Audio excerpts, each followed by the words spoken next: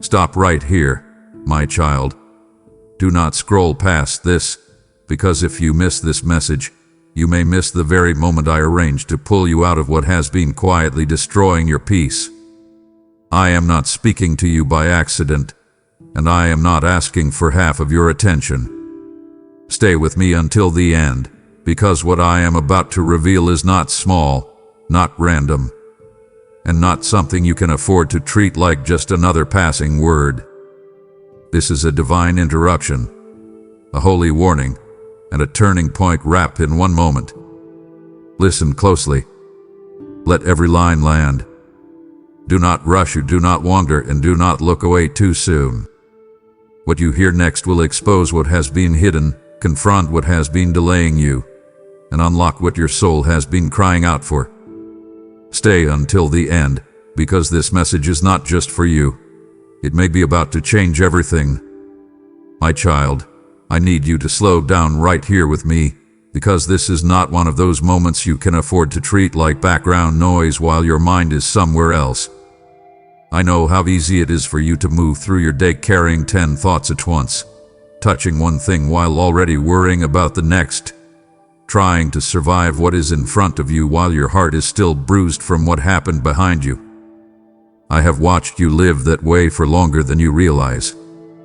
I have seen how tired your spirit has become from always being on, always processing, always trying to keep yourself together while something deep inside you has been asking for real rest, real clarity, real direction. That is why I am speaking to you now with a seriousness you can feel, because I do not want this moment to slip past you the way so many other sacred moments have. You have learned how to keep going, but you have not always learned how to stop when I am calling. You have become strong in endurance, but not always quick in surrender. And I say that to you with tenderness, not criticism, because I know why. I know how many times life trained you to stay guarded. I know how many disappointments taught you to keep your expectations low. I know how many times you reached for something, trusted something, hoped for something, and then had to deal with the ache that came after.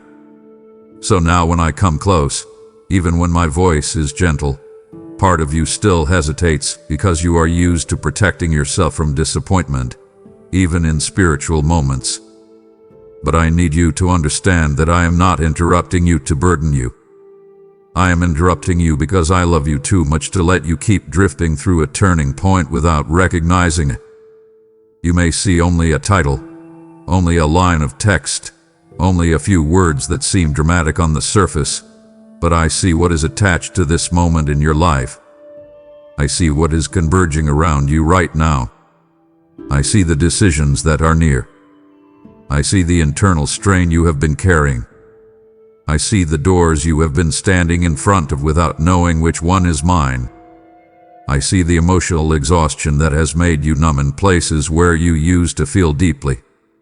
And because I see all of that, I am not going to whisper so softly that you can dismiss me again. I am speaking in a way that reaches through the fog. I am reaching past your routines, past your defenses, past your habit of delaying what matters. This is not because I am angry that you have taken time to listen. It is because the timing of this matters more than you know. There are moments in your life that look ordinary to everyone else and still carry the weight of redirection, and this is one of them. You have asked me for signs before. You have asked me to make things clearer. You have asked me to show you when something really matters. And now that I am doing exactly that, I need you not to reduce it to just another message. You are not here by accident.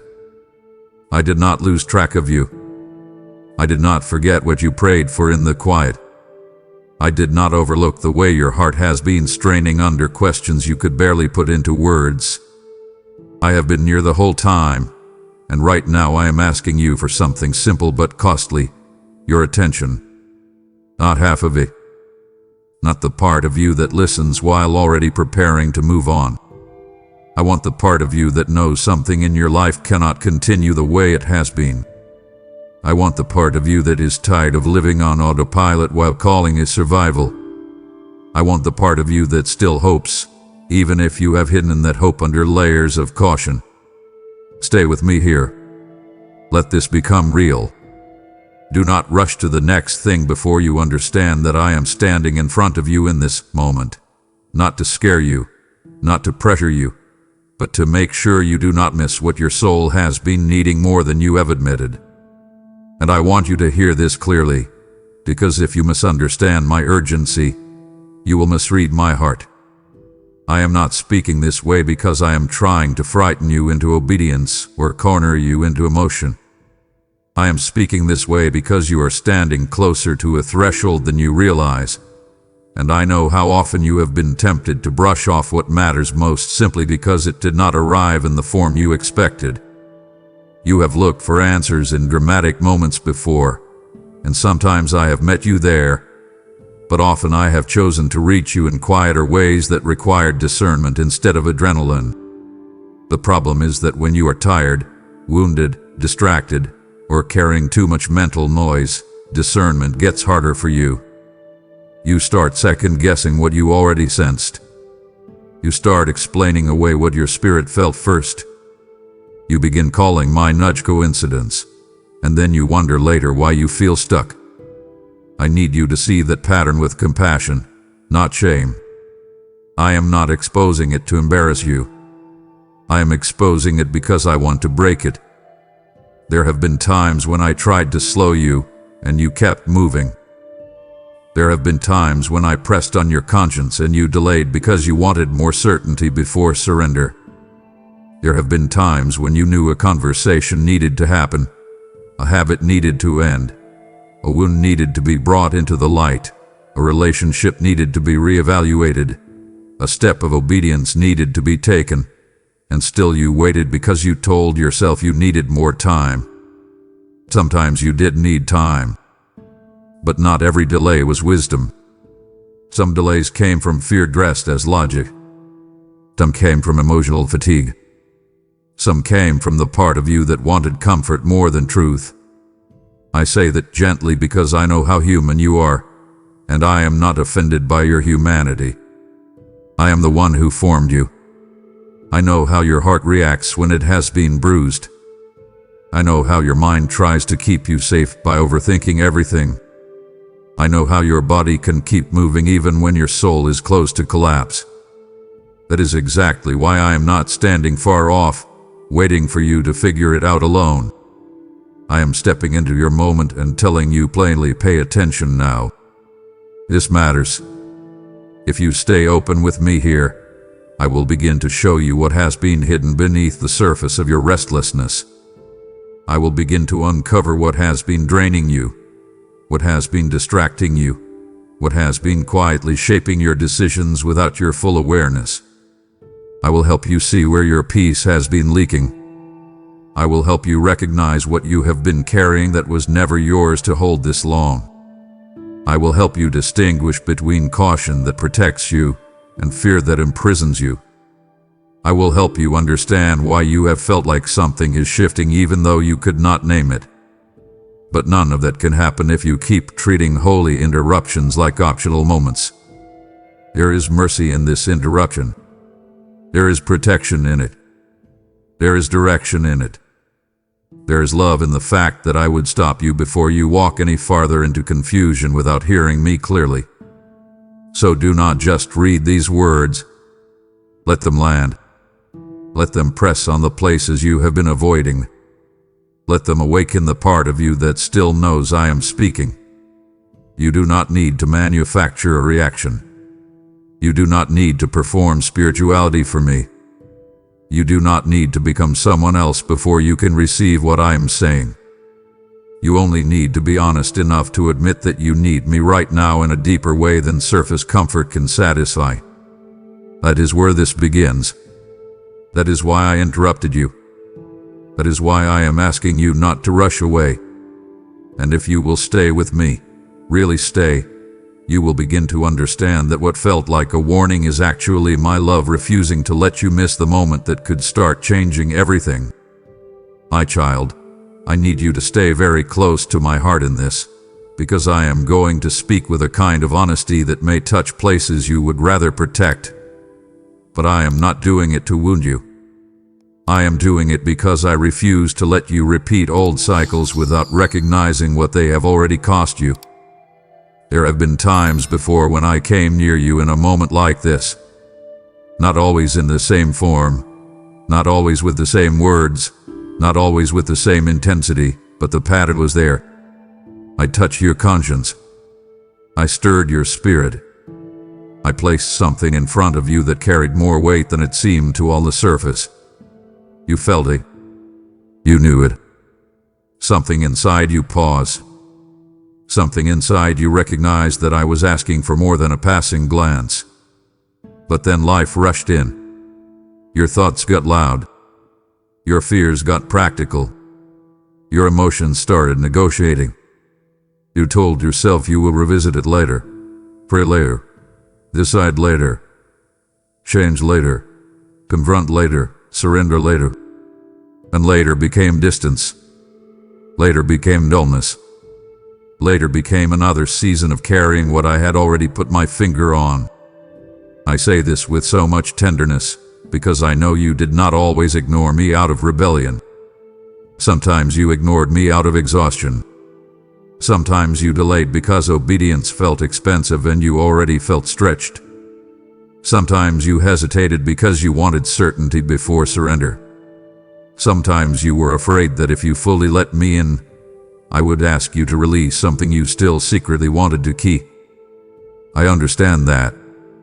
I understand your humanity better than you do. I know how fear dresses itself in logic. I know how avoidance can sound wise when it is really just self-protection. I know how easy it is to tell yourself you need more time when what you really need is courage. But I love you too much to let you keep calling these things harmless. They have cost you. The cost has not always been obvious, and that is what makes it dangerous. You may not have seen an immediate collapse. You may not have lost everything overnight. But every time you sensed me clearly and then stepped back, something subtle happened inside you. Your sensitivity dulled a little. Your discernment got a little cloudier. Your inner resistance became a little more practiced. Your delays taught you how to tolerate misalignment. Your spirit did not stop belonging to me, but your responsiveness weakened. That matters. That is costly. You have lost peace that could have been preserved. You have carried weight that could have been released sooner. You have prolonged confusion that could have been shortened by one surrendered yes. You have stayed in cycles longer than necessary because you kept waiting for an easier version of obedience. And I need you to hear this now without shame swallowing the message. I am not bringing this up to accuse you. I am bringing it up to stop it. Do not repeat the pattern. Do not take what is happening right now and place it on the shelf of important things I will think about later. Do not let this become one more moment that touched you without changing you. Stop. Say. Listen. Respond. Let this be different. Let your story turn here. Let your reflex of delay break here. Let the old pattern lose its power in this exact moment. Because the cost of ignoring me again is not just about what might happen externally. It is about what happens internally when you keep teaching yourself to postpone what your spirit already knows is true. And I want you to see the cost more clearly, because vague conviction can stir you for a moment, but specific truth can free you. The cost of ignoring me again may not look like instant disaster, and that is why so many people underestimate it. The enemy does not always need a dramatic collapse. Sometimes all he needs is another delay, another postponed conversation, another compromised boundary, another ignored conviction, another excuse wrapped in "I'm just tired," another week of staying connected to what drains you because confronting it feels inconvenient, another month of calling your numbness normal, another season of saying you are waiting on me when in truth I have already spoken, and you are waiting on your comfort to catch up. That is how years get lost. That is how people stay circling while calling it discernment. That is how detours become lifestyles. That is how inner fog thickens until clarity feels foreign. I do not want that for you. I want to save you from that slow leak. I want to stop the quiet theft. I want to close the gap between what you sense and how you respond. Because every time you ignore me after recognizing my hand, something becomes easier that should not become easier: resistance. Resistance becomes familiar. Delay becomes habitual. Partial obedience starts feeling acceptable. And then the life I am calling you into starts feeling too hard, not because it is impossible, but because you have practiced postponement so long that immediacy with me feels unnatural. My child, hear me now. That can change, but it will not change by inspiration alone. It changes by decision. It changes by immediate honesty. It changes when you stop negotiating with the very thing I have already made clear. This is why I want more than your emotion. I want your response. I want your yes in action. I want you to take the next step you already know is mine. Do not wait for a perfect mood. Do not wait for all your feelings to align. Do not wait until obedience feels effortless.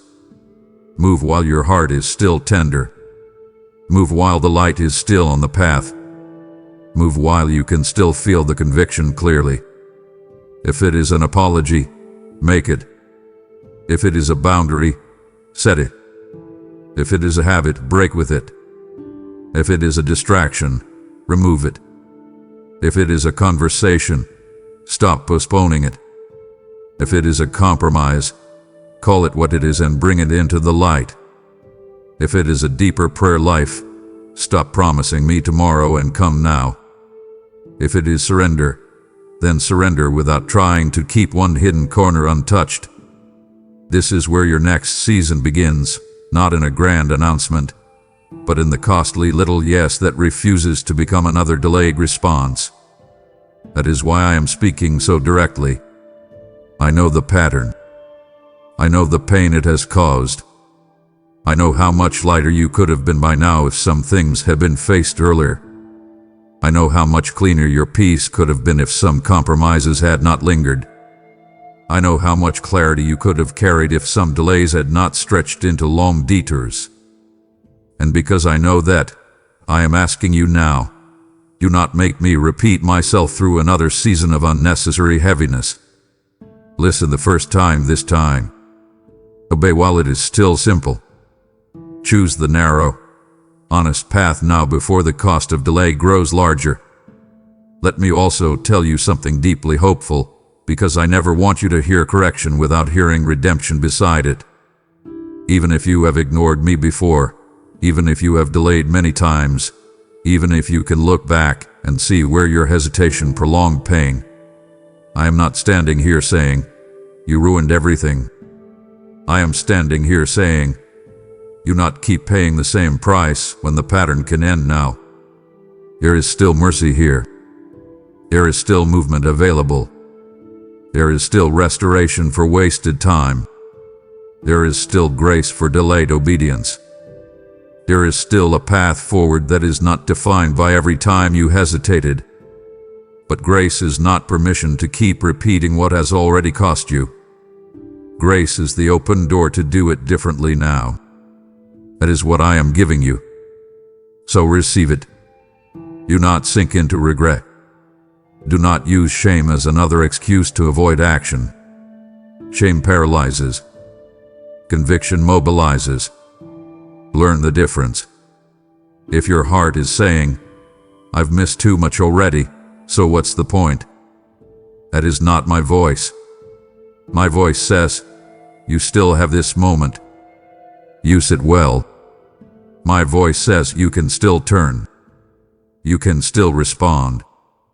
You can still let this become the place where the pattern breaks. So take my hand and act. Not tomorrow. Not when it feels easier. Not after you overthink it into numbness. Act now. Open what needs to be opened. and what needs to be ended. Confess what needs to be confessed. Release what needs to be released. Return where you need to return. Stop rehearsing what you know and start walking it out.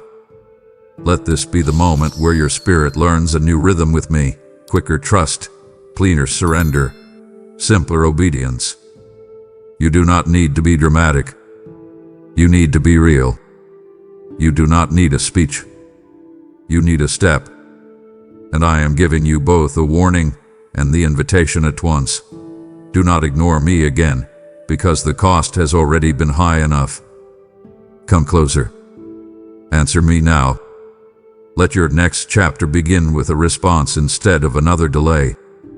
Because when you finally stop postponing what I have been saying, you will discover that what once felt like pressure was actually rescue, and what once felt like hard surrender becomes the very doorway through which your peace, your clarity, and your freedom begin to return.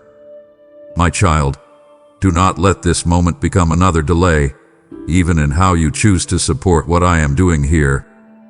What you release now is not just money. It is seed, and I have told you that what is sown in obedience returns as a harvest you cannot contain. When you give, you are helping my voice reach the one who is about to give up, the one standing at their own turning point, the one who needs this exact word before they drift further away.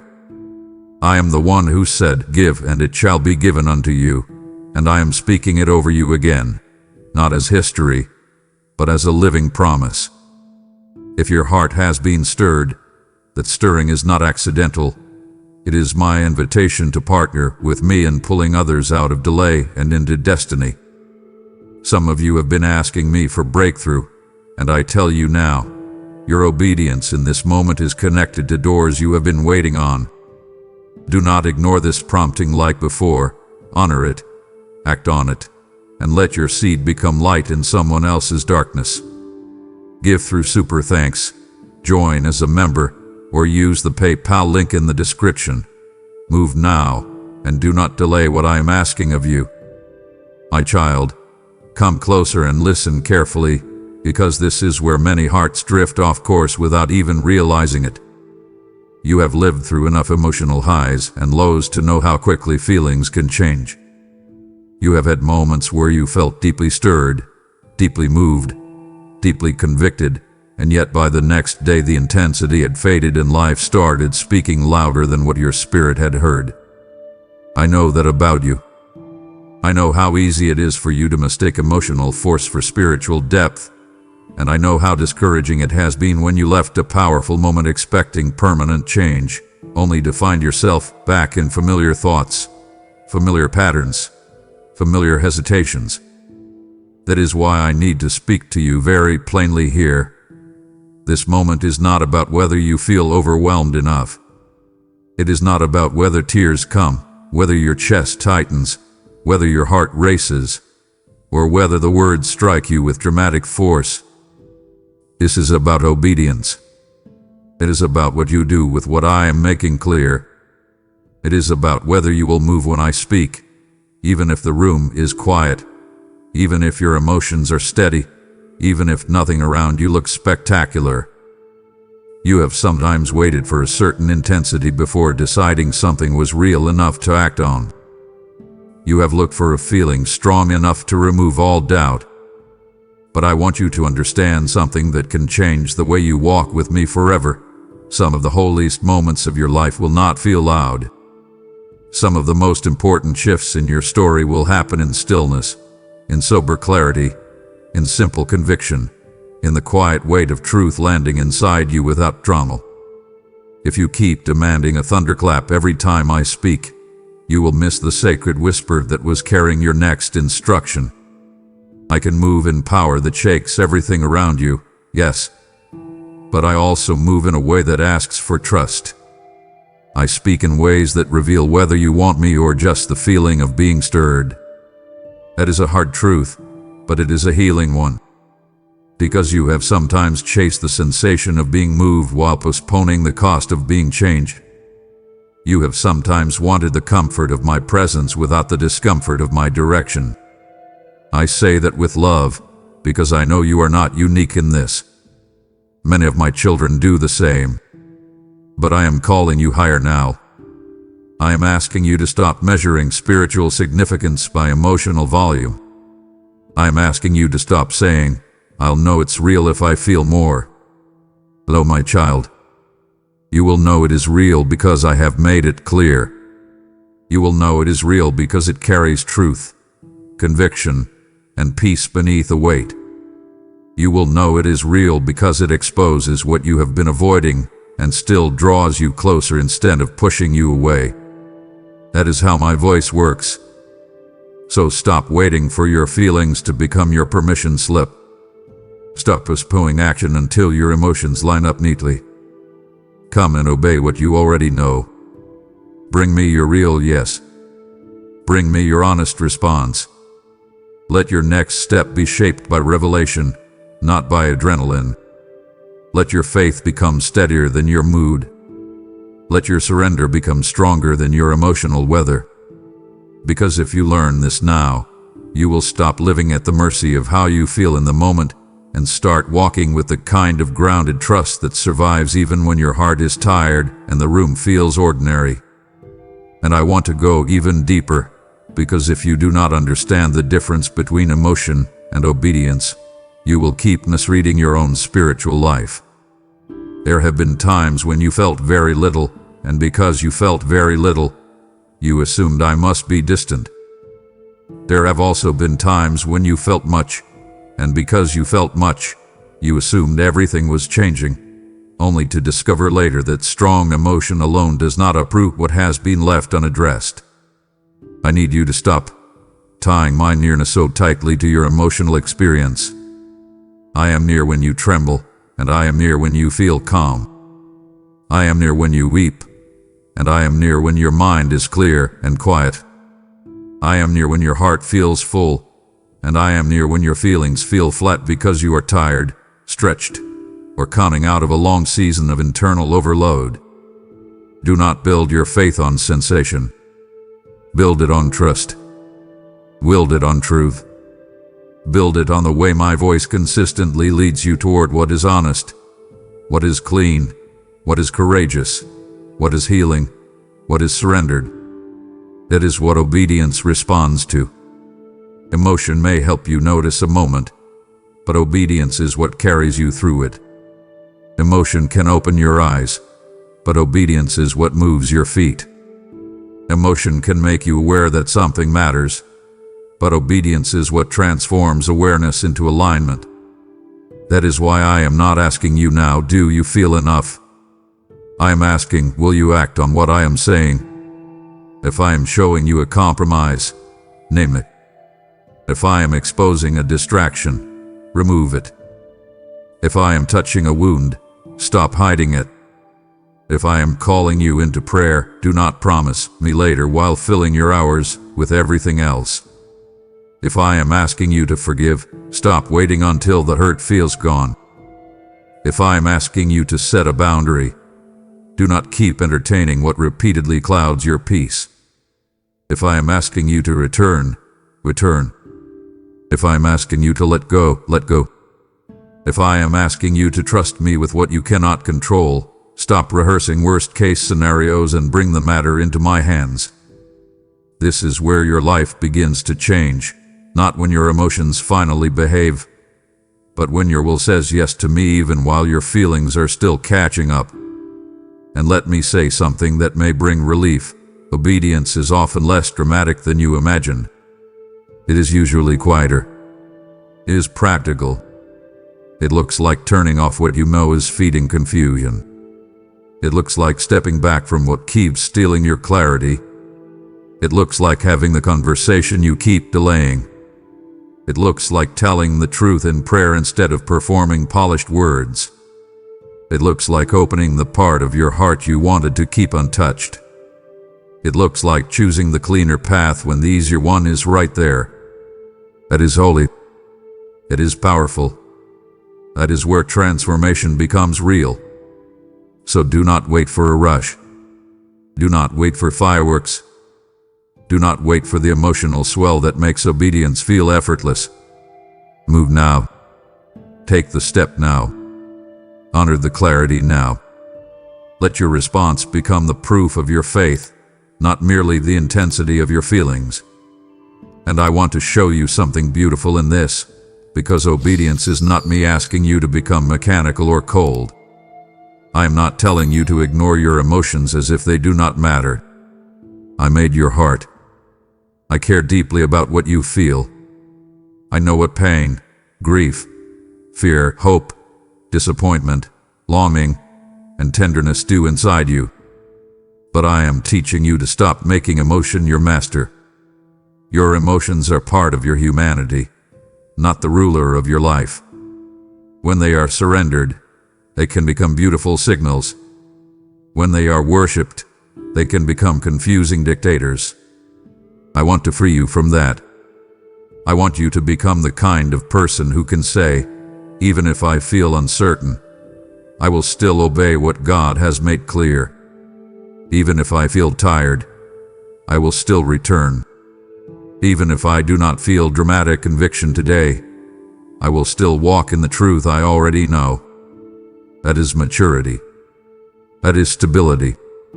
That is the kind of faith that can withstand dry seasons, busy seasons, stretching seasons, and even seasons where I am intentionally deepening your trust by not giving you constant emotional reassurance. Do not be afraid of that. It does not mean I have left you. It often means I am strengthening you. So right now, do something simple and holy. Stop asking whether you feel enough to respond. Ask what I have already made clear. Sit with that. Write it down if you need to. Make it concrete. Name the step. Then take it. If the next step is small, do not despise it. If the next step feels costly, do not run from it. If the next step feels unglamorous, do not underestimate it. The kingdom often moves through simple, surrendered actions that the world would overlook. Turn toward me now. Open your hands. Let your heart say, I will obey you even if my emotions are quiet. I will trust you even if I do not feel dramatic confirmation. I will move because you have spoken. That prayer, spoken honestly, can change your whole walk with me. And hear this as both my invitation and my command. Stop waiting for a stronger feeling and start responding to the clear truth already in front of you. Because the breakthrough you have been looking for may not be hidden behind a more intense moment. It may be waiting just beyond the next act of simple obedience. My child, I want you to stay right here with me and not rush past this, because there is a shift waiting for you that you cannot force, cannot fake, and cannot manufacture through effort. And yet it begins the moment you stop running and truly remain with me. You have spent so much of your life learning how to survive movement that you have forgotten what happens when you let yourself be held in stillness. You have become skilled at coping, skilled at carrying, skilled at pressing forward while your inner world was stretched thin, but you have not always allowed yourself to stay long enough in my presence for the deeper rearrangement to happen. You have come to me in moments, yes. You have whispered prayers. You have felt flashes of comfort. You have sensed brief peace.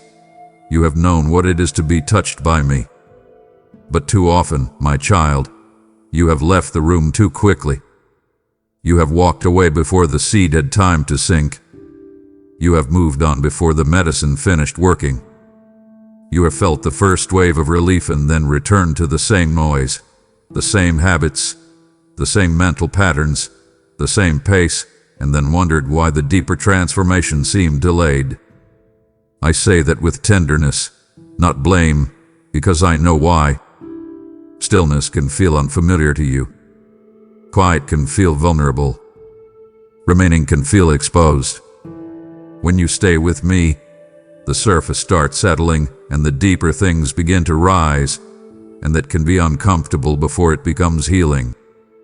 But I need you to hear me now.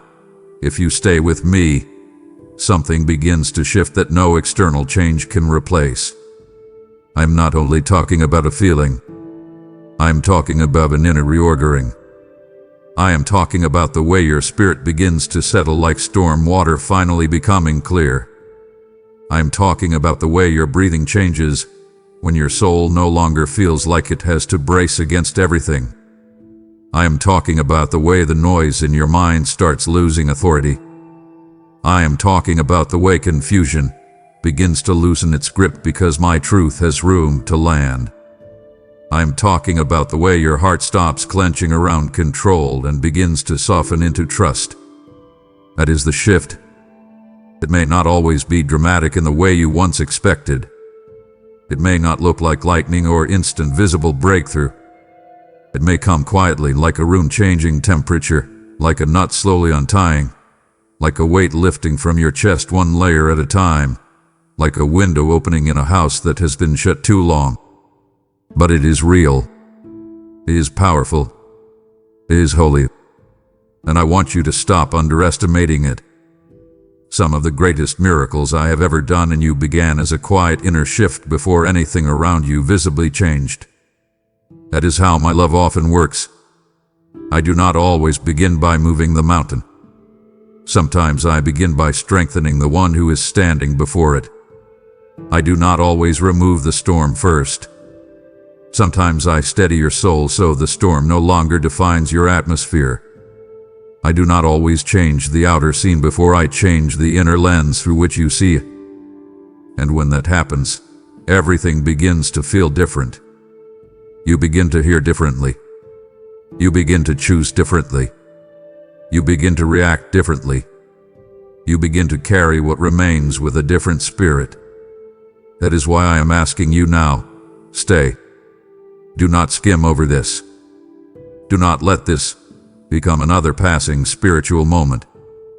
Stay with me long enough for the shift to move beneath your feelings and into your foundations.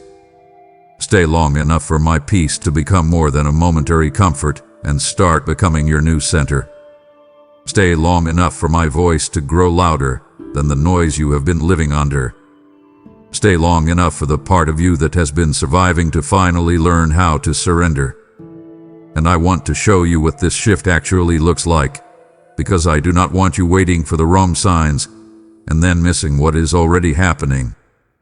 When you stay with me, the first thing that often changes is not your circumstance, it is your posture. You stop leaning forward in panic and start leaning inward in trust. You stop trying to solve every possible future in one exhausted moment. You stop letting urgency decide your next step. You stop handing your peace to every thought, every message, every mood, every delay, every open question. Something in you begins to slow. That is not laziness. That is not passivity. That is alignment. And once your posture changes, your perception starts changing too. What once felt like total chaos begins to reveal patterns. What once felt like punishment begins to look like pruning. What once felt like abandonment begins to look like protection. What once felt like delay begins to reveal preparation. This is why the shift matters so much. It changes not only what you feel but what you see. And when you see differently, you stop making choices from the same fear that used to drive you. That is how transformation begins to move outward. You start noticing sooner when a conversation steals your peace. You start recognizing when a habit dulls your spirit. You start catching the lie before it fully builds a home in your mind. You start sensing the difference between holy conviction and toxic shame. You start becoming less impressed by what once distracted you. You start becoming less desperate for doors that are not mine because my presence has become more satisfying than false urgency. That is a profound shift, my child. And it does not happen because you became stronger by yourself. It happens because you stayed close enough for my presence to retrain your inner world. This is why I have been asking you again and again to stop rushing away. The world teaches you to skim, to scroll, to sample, to consume, to move on quickly, to collect impressions without ever staying long enough for anything to truly root. But my kingdom often works through remaining. Remain in me. Abide. Sit. Wait. Listen. Receive. Let the dust settle.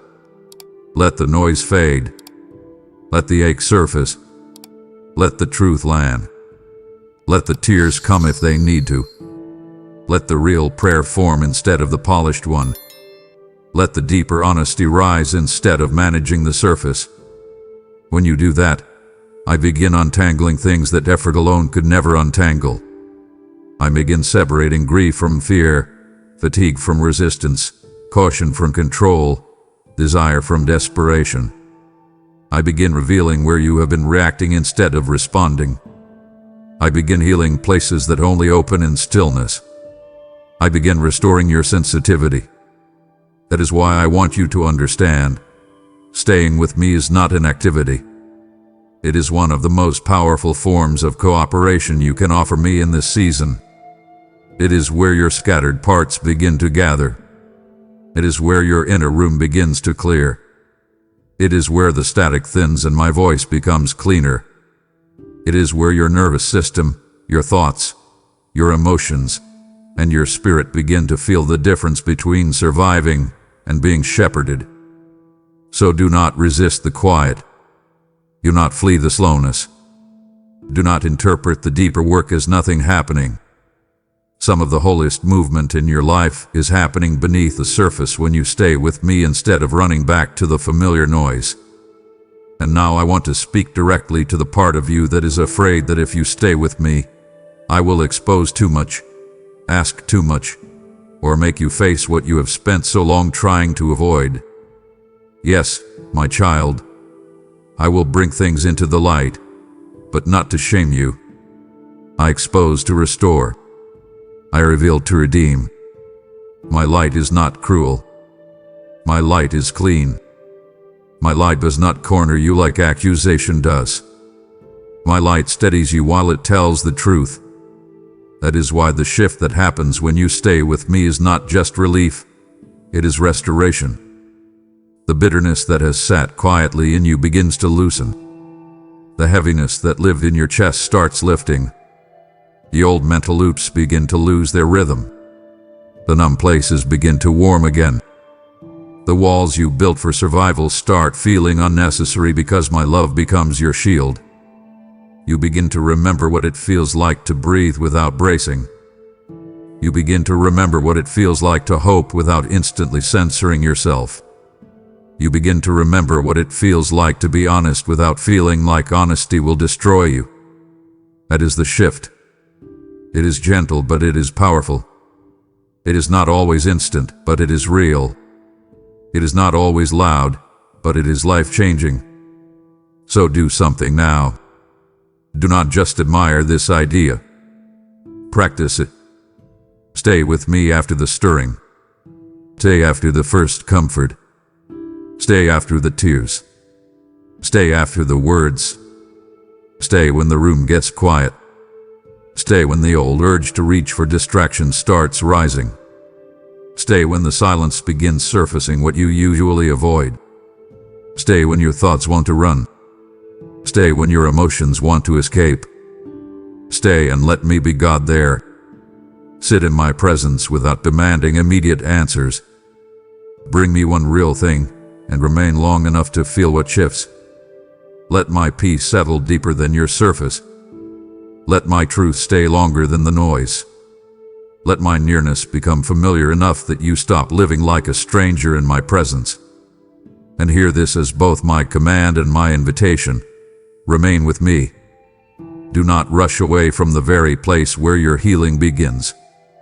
Do not step out before the shift has time to take root. Because if you stay with me, truly stay, you will find that what once felt like unbearable internal chaos starts becoming quiet ground beneath your feet, and the version of you that emerges from that place will carry a steadiness, a clarity, and a peace that the world cannot counterfeit and cannot steal. My child, as you remain with me and feel this inner shift, understand that what I am doing in you, I desire to do in many others through you. This peace you are tasting is like oil, and oil was never meant to be hoarded. It must flow, It must anoint. It must reach beyond you. When you give, you become a river and not a reservoir, allowing my presence to move through your obedience into hearts that are still restless and searching. I am the one who said, "Freely you have received, freely give," and I am inviting you to live that truth now, in this very moment. Your support is not small. It is a vessel carrying my word into places you may never see, yet I see every soul it touches. Do not rush away from this prompting. This too is part of staying with me, responding when I move your heart. As you give, I will establish you deeper in peace, multiply what you release, and guard what concerns you. So act now. Send your offering through Super Thanks, step into membership, or give through the PayPal link in the description, and let this holy flow continue through you.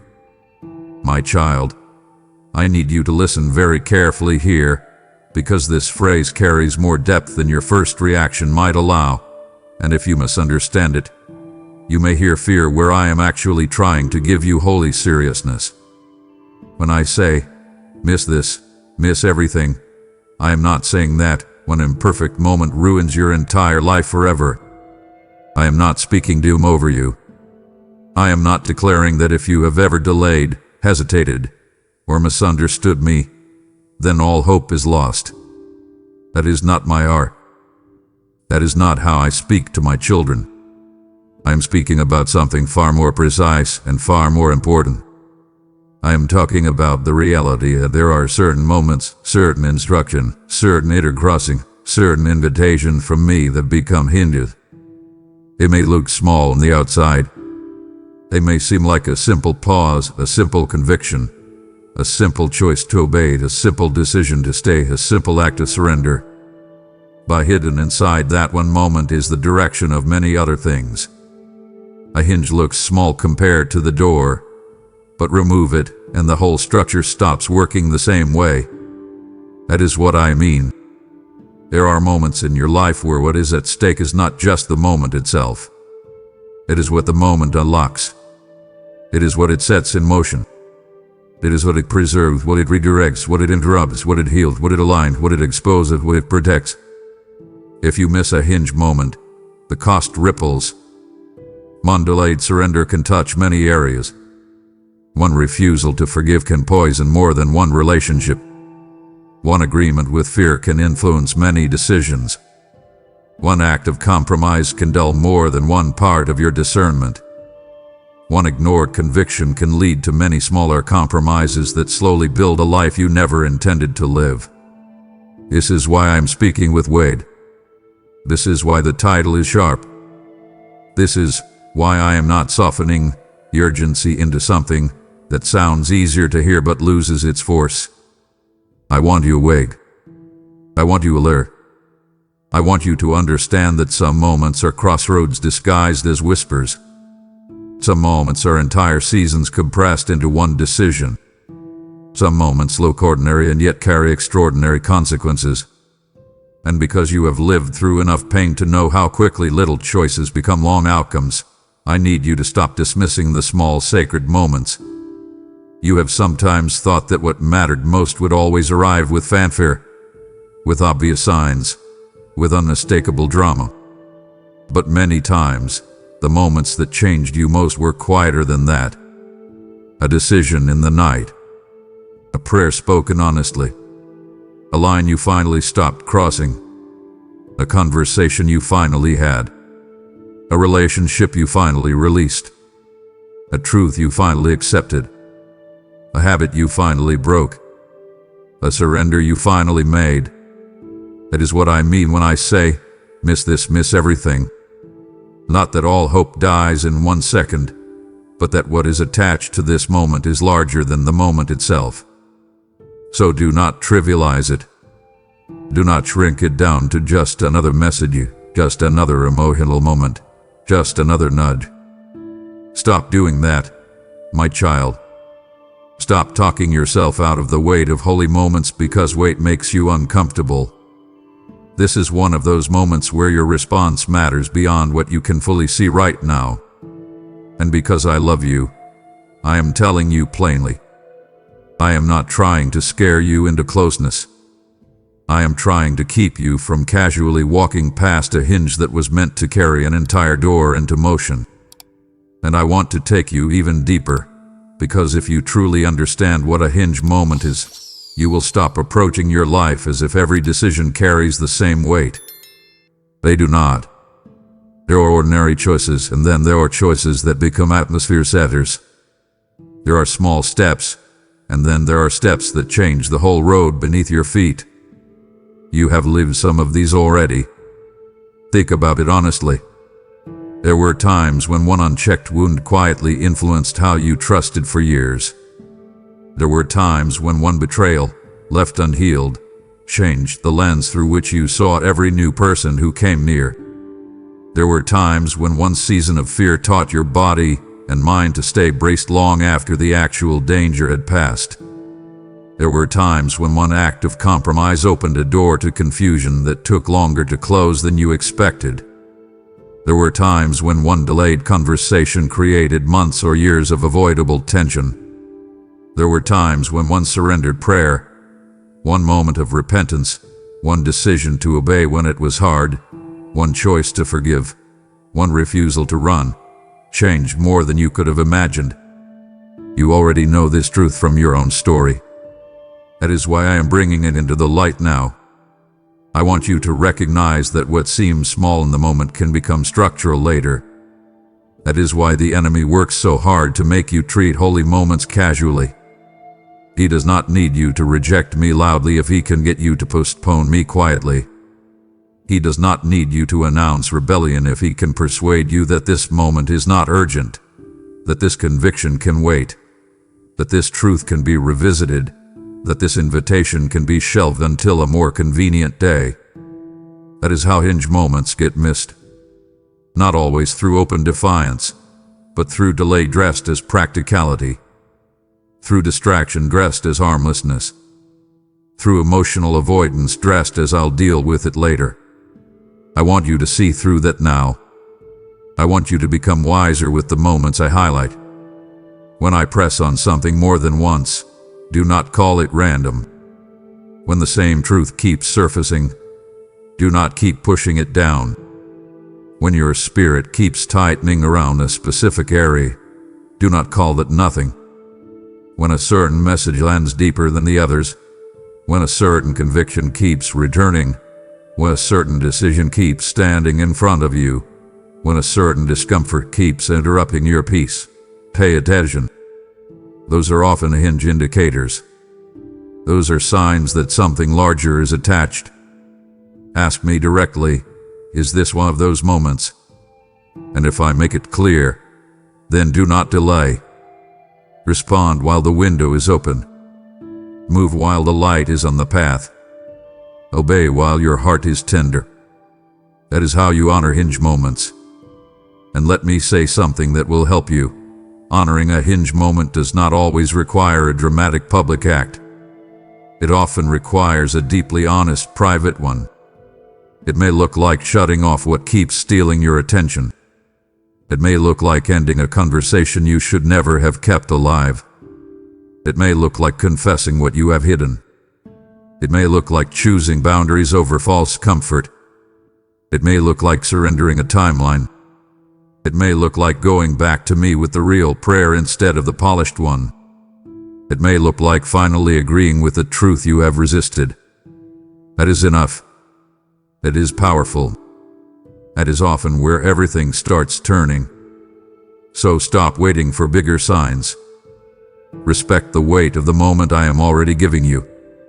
And now I want to speak hope into the sharpness of this phrase, because I know how easily your heart can hear urgency and immediately turn it into fear. The fact that I am telling you this means you have not missed it yet. The fact that I am saying, do not miss this, means the hinge is still in front of you. The fact that I am explaining the weight means the door is still movable. That matters. Hold on to that. You are not being told this as a sentence. You are being told this as a mercy. I am not standing over a closed chapter saying, too late, I'm standing in an open doorway saying, do not sleep through this. That is very different. So do not panic. Do not let shame turn this into despair. Let it become attention. Let it become reverence. Let it become a holy seriousness that wakes you up without driving you away. I want your heart close, not terrified. I want your spirit alert, not paralyzed. I want your response, not your collapse. So take this phrase the right way. Miss this, miss everything means, do not underestimate what is attached to this moment. It means, do not treat sacred instruction like background noise. It means, do not let a small delay become a long detour. It means, do not let the very thing that could realign your life be reduced to a passing impression. That is my heart. And now I want you to act like it matters. Stop reading this as if it is only powerful language. It is personal. It is for you. Bring me the exact area where you sense the hinge. What keeps surfacing? What truth keeps returning? What decision have you been circling? What discomfort have you been dismissing? What invitation have you been delaying? Name it. Put it before me. And ask for courage, not just comfort. Ask for clarity, not just relief. Ask for obedience, not just emotional reassurance. And hear this as both my loving command and my open invitation. Do not miss this. Not because I want to threaten you, but because I know how much is tied to your response. I know what peace could return. I know what confusion could end. I know what cycle could break. I know what door could finally move. I know what future could be protected. I know what inner healing could begin. I know what ripple of grace could flow from one honest, surrendered yes. That is why I am speaking so directly. That is why I am not letting you call this small. This is a hinge. This is a holy turning point. And if you honor it, you will one day look back and realize that what sounded like a severe warning was actually the moment I kept you from missing the very thing that would begin to change everything. My child, I want you to hear the tenderness at the center of all of it. This is not the end of something beautiful. This is the beginning of the life you prayed for. That is what I need you to understand. You have been hearing the urgency, and rightly so. But if you only hear urgency, you may think I am trying to strip you without giving you anything in return. That is not my heart. I am not dismantling what is false so you can stand in emptiness forever. I am clearing ground. I am opening windows. I am removing the weight, the noise, the false anchors, the hidden leaks, the crooked alignments, the exhausting splits, so the life you have been asking me for can finally breathe in you. You have prayed for peace, but the peace you asked for could not fully settle in the atmosphere you were still maintaining. You have prayed for clarity, but the clarity you wanted kept getting clouded by what you would not release.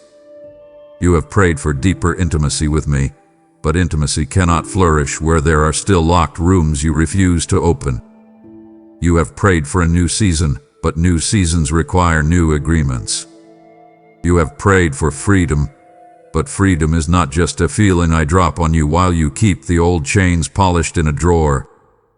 Freedom is a life you walk in. Freedom is what happens when truth, surrender, and my presence begin to occupy the places fear, control, and compromise used to hold. That is why this is not merely a hard message. It is a doorway. It is not just an interruption.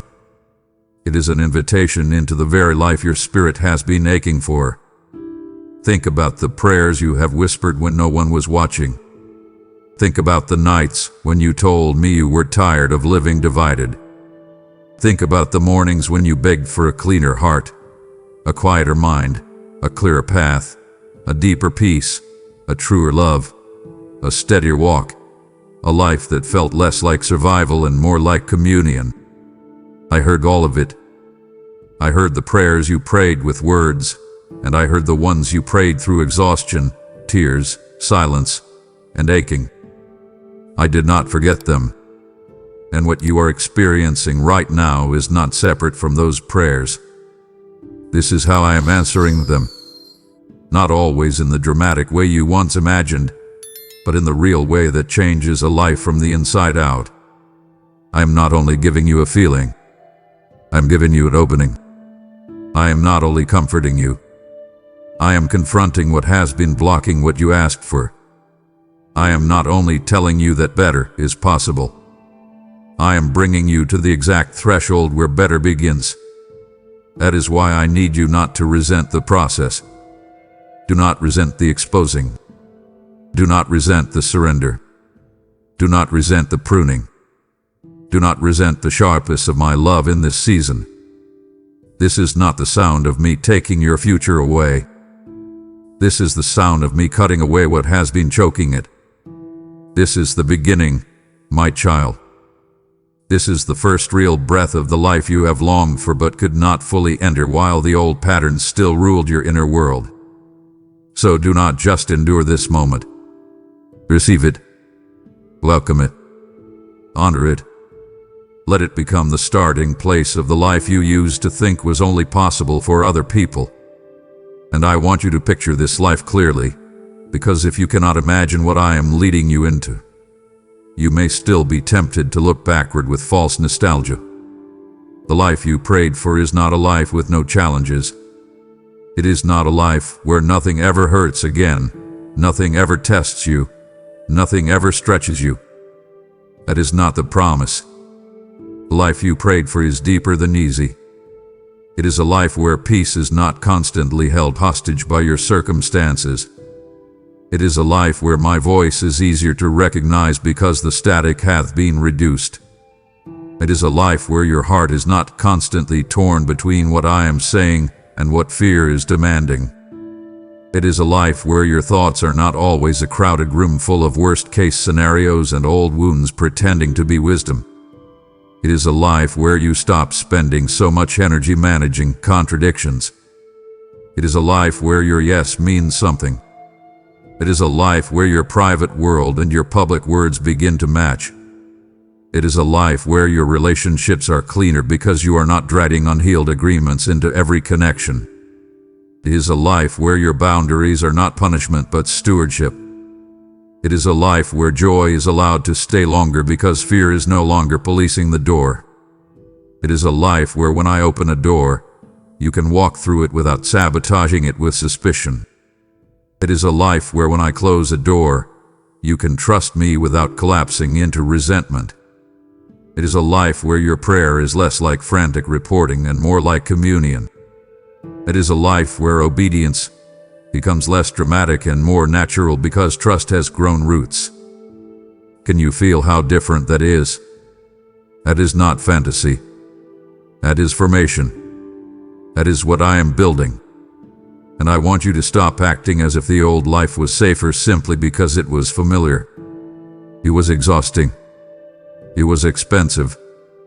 It was draining you in ways you normalized because you had adapted to it. You learned how to function in misalignment and called it normal because you did not know how else to live. But now I am showing you another way. Imagine a house where one room has been closed for years. Dust everywhere. Air stale. Curtain shut. The structure still stands, but no one truly lives there. Then I open the windows. I pull back the curtains. Light enters. Air moves. A room does not become beautiful because the dust was denied. It becomes beautiful because the room was finally opened. That is what I am doing in you. I am not pretending the dust was never there. I am not asking you to act like the years did not happen. I am opening what has been shut. I am letting light in. I am moving the air. I am making your inner life livable again. That is the life you prayed for. It is not a performance life. It is not a perfect image. It is not a polished spiritual persona. It is a real, clean, breathing, connected life with me. It is worth everything I am asking of you. And now I want to seal this point with something I need you to carry forward. Do not keep saying you want the life you prayed for while resisting the process that births it. Stop doing that, my child. Stop asking for harvest while arguing with the plow. Stop asking for healing while protecting the infection. Stop asking for intimacy while locking the door. Stop asking for peace while feeding the chaos. Stop asking for new while secretly preserving the old. This is the hour where desire must become cooperation. This is the hour where prayer must become agreement. This is the hour where hope must become movement. So I am asking you plainly and personally, receive the beginning. Do not stand in the doorway and overanalyze what I am opening. Step in. Take the next clean step. Protect what I am birthing. Build new rhythms. Speak with me differently. Sit with me longer. Guard your inputs. Watch your agreements. Give a short accounts with conviction. Bring me your real heart quickly when it starts to drift. Refuse false comfort faster. Practice peace. Practice stillness.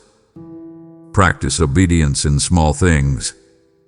It is how the life you prayed for becomes the life you actually live. And hear this with all the love I can pour into these words. I am not disappointed in you because it took time to get here. I am pleased that you are here now. I am not shaming you for the years you've spent circling. I am inviting you into the path that begins today. I am not measuring you only by what you missed. I am rejoicing over what can begin from this moment forward. So come, my beloved child. Lift your head.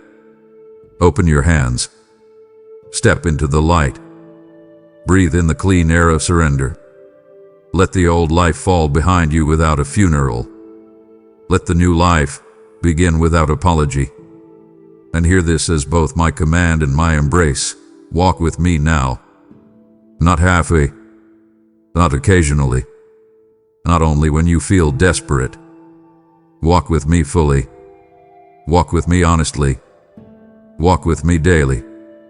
Because this, right here, right now, is not merely the moment you avoided missing. This is the moment the life you have been praying for finally begins to take shape under my hand. My beloved child, come close to me one more time, and do not let your attention wander now, because I want these final words to settle in the deepest place of you, the place beneath your emotions, beneath your habits, beneath the defenses you learned in pain, beneath the survival version of you that has been carrying more than it was ever meant to carry. This is your final turning point in this message, and I do not mean final in a theatrical way. I mean it in the holy, weighty sense that everything I have been saying to you has been leading to this exact place where hearing must become choosing, where conviction must become surrender, where comfort must become courage, where longing must become movement. I have spoken to you about the hidden battle in your mind. I have shown you why some doors had to stay closed. I have warned you not to treat this like a small moment when it is actually a hinge. I have called you to stop delaying the surrender you already know I am asking for. I have told you not to return to the old version of you after this. I have reminded you that the life you prayed for begins here, not in fantasy, not in some distant perfect future, but here, in the honesty of a real yes. And now I need you to understand that the message cannot stay in your ears. It must reach your feet. It must reach your hands. It must reach your schedule, your choices, your habits, your private spaces, your inner agreements, your relationships, your thoughts, your access points, your boundaries, your next hour, your next conversation, your next quiet moment. That is where this becomes real. My child, I have not brought you all the way to the edge of this moment so you can simply admire the view and walk away unchanged. I have not uncovered your patterns so you can merely feel exposed and then go numb again. I have not stirred your heart so you can call it powerful and then return to the same cycles. No. I am calling you to walk forward. Forward is the word now. Not backward into the familiar. Not sideways into delay. Not downward into shame. Forward. Forward into truth. Forward into clean surrender. Forward into holy simplicity. Forward into a quieter mind, a clearer path, a more honest prayer life, a more guarded peace, a more integrated heart, a life where your inner world no longer lives in constant contradiction. That is what I am offering you, and I want you to feel the tenderness inside this firmness. I am not pushing you away from your old life because I despise you. I am leading you out because I love you. I am not exposing what is broken because I enjoy your discomfort. I am exposing it because I want your freedom more than I want your temporary ease. I am not asking for yes because I need something from you in the way the world does. I am asking for yes because there is a version of your life that cannot begin until you stop protecting what is keeping it from being born. So do not just sit with these words. Stand up in your spirit. Take my hand. Stop rehearsing why change is hard and start honoring the fact that grace is here. Stop talking about what you feel and decide what you will do. Stop circling the threshold and cross it. I am with you now, not later. I am giving you light for this step, not for every step at once. Take the one I have made clear. Obey in the place that has been named. Release in the place I have touched. Close what I have told you to close. Open what I have told you to open. Say yes where you have been bargaining. Walk forward, my child. Walk forward. And I want you to understand something deeply before this closes, because this is where many people misunderstand me and lose courage. Walking forward does not mean you will never feel the pull of the old life again. It does not mean the old thoughts will never knock. It does not mean the old wounds will never ache. It does not mean you will never feel temptation, never feel grief, never feel the discomfort of withdrawal from familiar patterns, never feel the sadness of letting go of something you once leaned on. Walking forward means you have made a new agreement. It means the old pull is no longer your home. It means the old voice is no longer your master. It means the old room may still exist in memory, but you no longer live there. That matters, because some part of you has been afraid that if you say yes and then feel the old pull tomorrow, it means you failed. It means nothing changed. It means the moment was not real. No, my child. That is not how real transformation works. Real transformation often begins with a decisive inner shift, then continues through repeated faithful choices that reinforce the new direction until the new life becomes more natural than the old one. That is why I am not asking you for emotional perfection. I am asking you for consecrated direction. I am asking you to decide who you belong to in the places where you once lived divided. I am asking you to choose the new path even when the old road still calls your name for a while. That is not failure. That is formation. That is what it means to walk with me. And I want you to hear this because I know how your mind works. Do not make an idol out of flawless feelings. Do not wait until the old desire disappears before you call yourself free. Freedom often starts before the craving fully fades. Peace often begins before the emotions fully settle. Obedience often comes while your hands still tremble. Courage is not the absence of the old pull. Courage is choosing me while the pull still exists and refusing to let it become your future again. So if you walk forward and you feel the ache, bring it to me.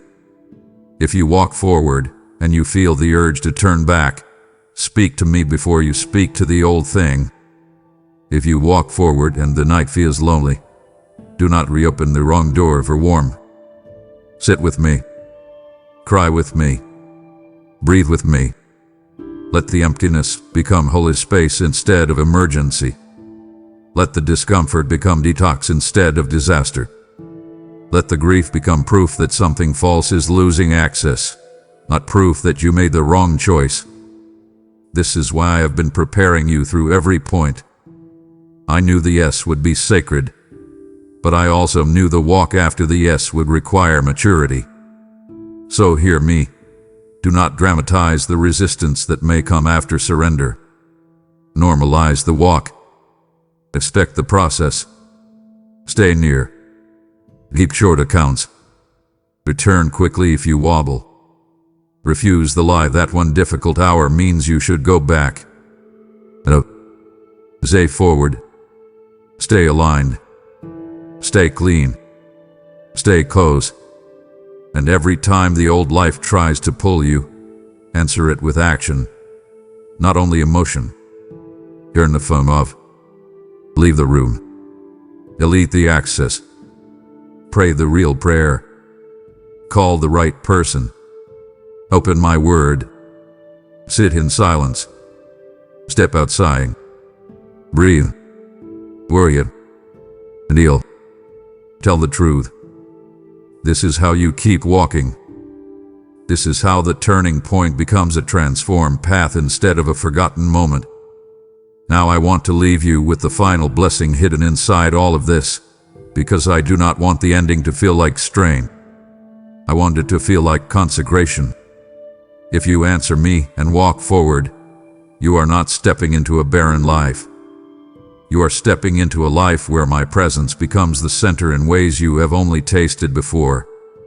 You are stepping into a cleaner peace. You are stepping into a mind with less noise. You are stepping into a heart with fewer divided rooms. You are stepping into relationships with clearer boundaries. You are stepping into prayers that are less tangled. You are stepping into decisions that are less fogged over. You are stepping into mornings that begin with more clarity and nights that can hold more rest. You are stepping into the kind of life where the blessing is not only what happens around you, but what grows within you. Stability, tenderness, discernment, trust, courage, holy restraint, deeper joy, cleaner love, stronger peace. That is not small. That is a treasure. That is the kind of life many people want but never enter because they refuse the very turning point that could begin it. But you, my child, do not have to miss it. Not now. Not after all this. Not when grace is still warm on your heart. Not when clarity is still alive in your spirit. Not when I am still standing this close.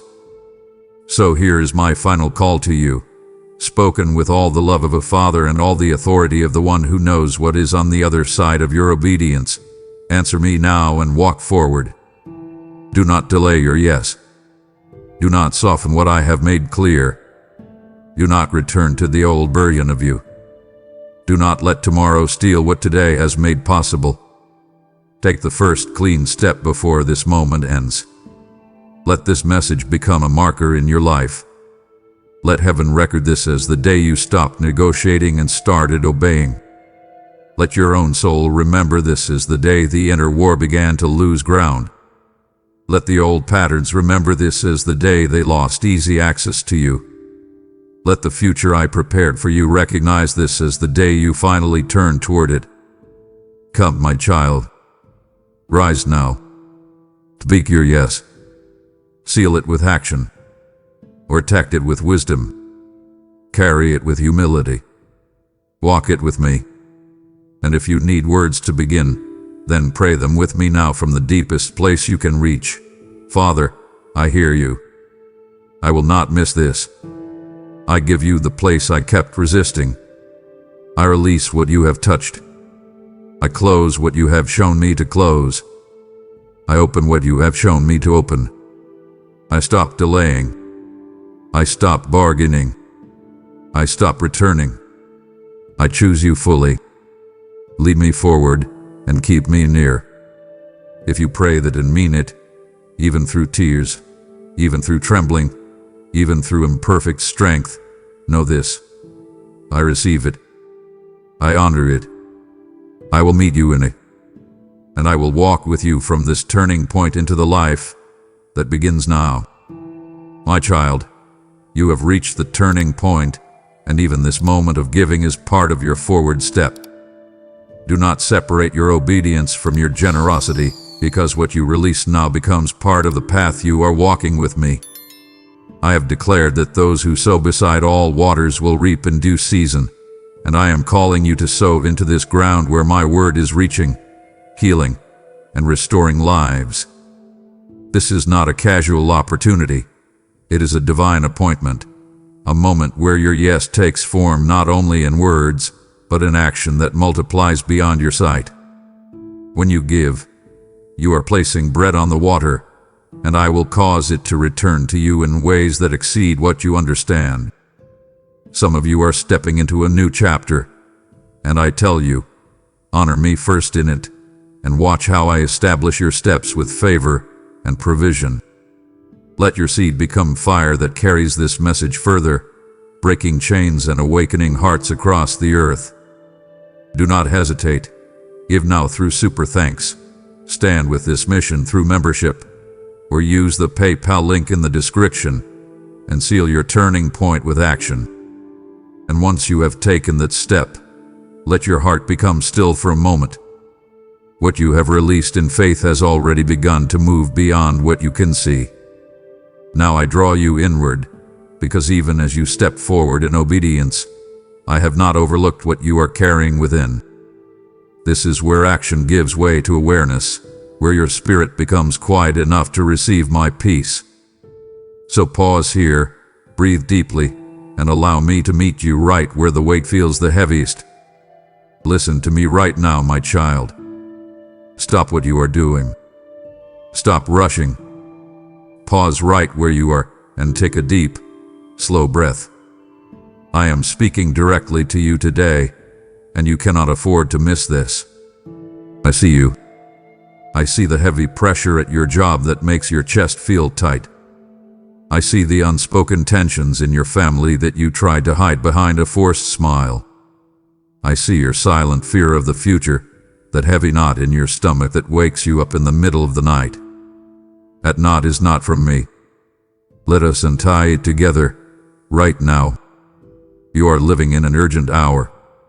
The clock is ticking, and the world is spinning faster and faster, trying to pull you into its chaotic noise.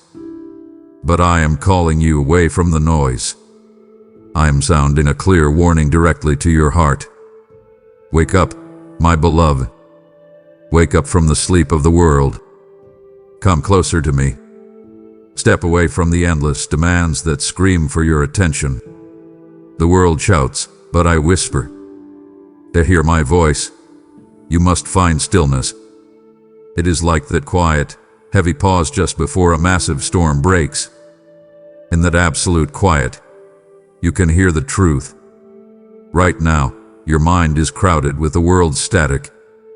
You are confusing the loud sirens of society with the gentle, guiding signals of heaven.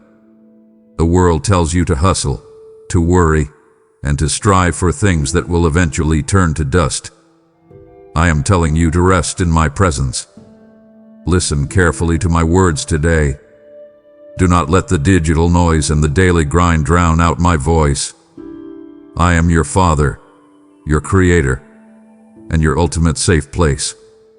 I want to guide your steps, but you have to tune out the lies to hear my truth. Open your spiritual eyes. You are walking through a waking world, but your spirit is falling asleep.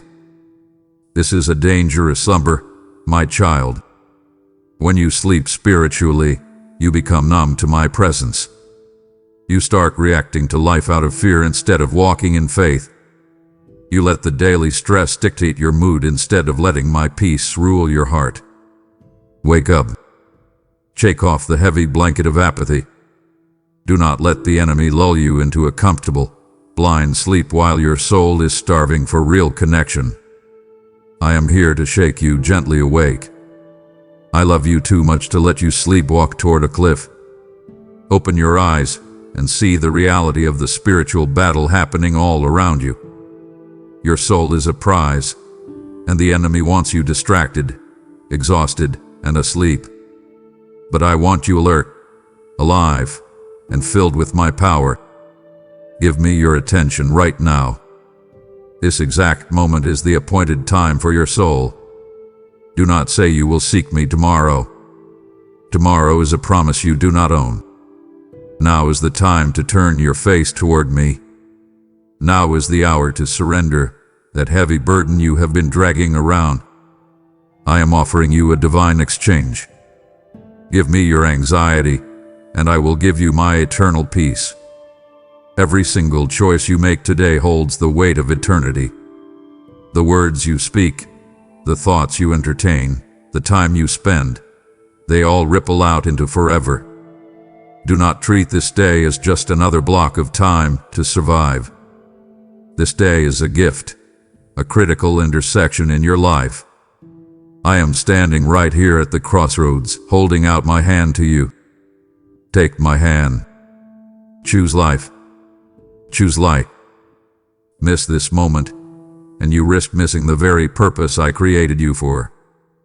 But if you listen, if you lean into my voice today, I promise you a transformation that will alter your destiny forever. Listen to me closely, my child. You are waiting for a perfect moment that simply does not exist. You look at your calendar, filled with unending meetings, heavy family duties, and endless chores. You tell yourself a lie every single day. You say, I will pray when the house is quiet. I will seek you, Lord, when this stressful project at work is finally done. I will surrender my worries when I have more time. But life does not slow down, does it? The house is rarely quiet. The projects never truly end. The demands on your time only multiply. I see how you carry this heavy backpack of good intentions, always planning to give me your heart tomorrow. But tomorrow is a myth. Tomorrow is a shadow that you can never catch. I am not in your tomorrow. I am right here in your today. I am standing with you in this exact, messy, loud, and complicated moment. Do not wait for a more convenient season to come to me. That waiting is a trap. Procrastination is a quiet thief. It does not break into your house with a loud crash. It silently steals your peace, one delayed prayer at a time. Every time you push me away, saying you will deal with your spiritual life later, your heart grows a little colder. It becomes a little harder. The delay builds an invisible wall between us. You feel that distance, do you not? You feel that knot in your stomach when you know you are drifting away from my presence. That knot is the reality of your soul starving while you feed your schedule. Break those chains of someday right now.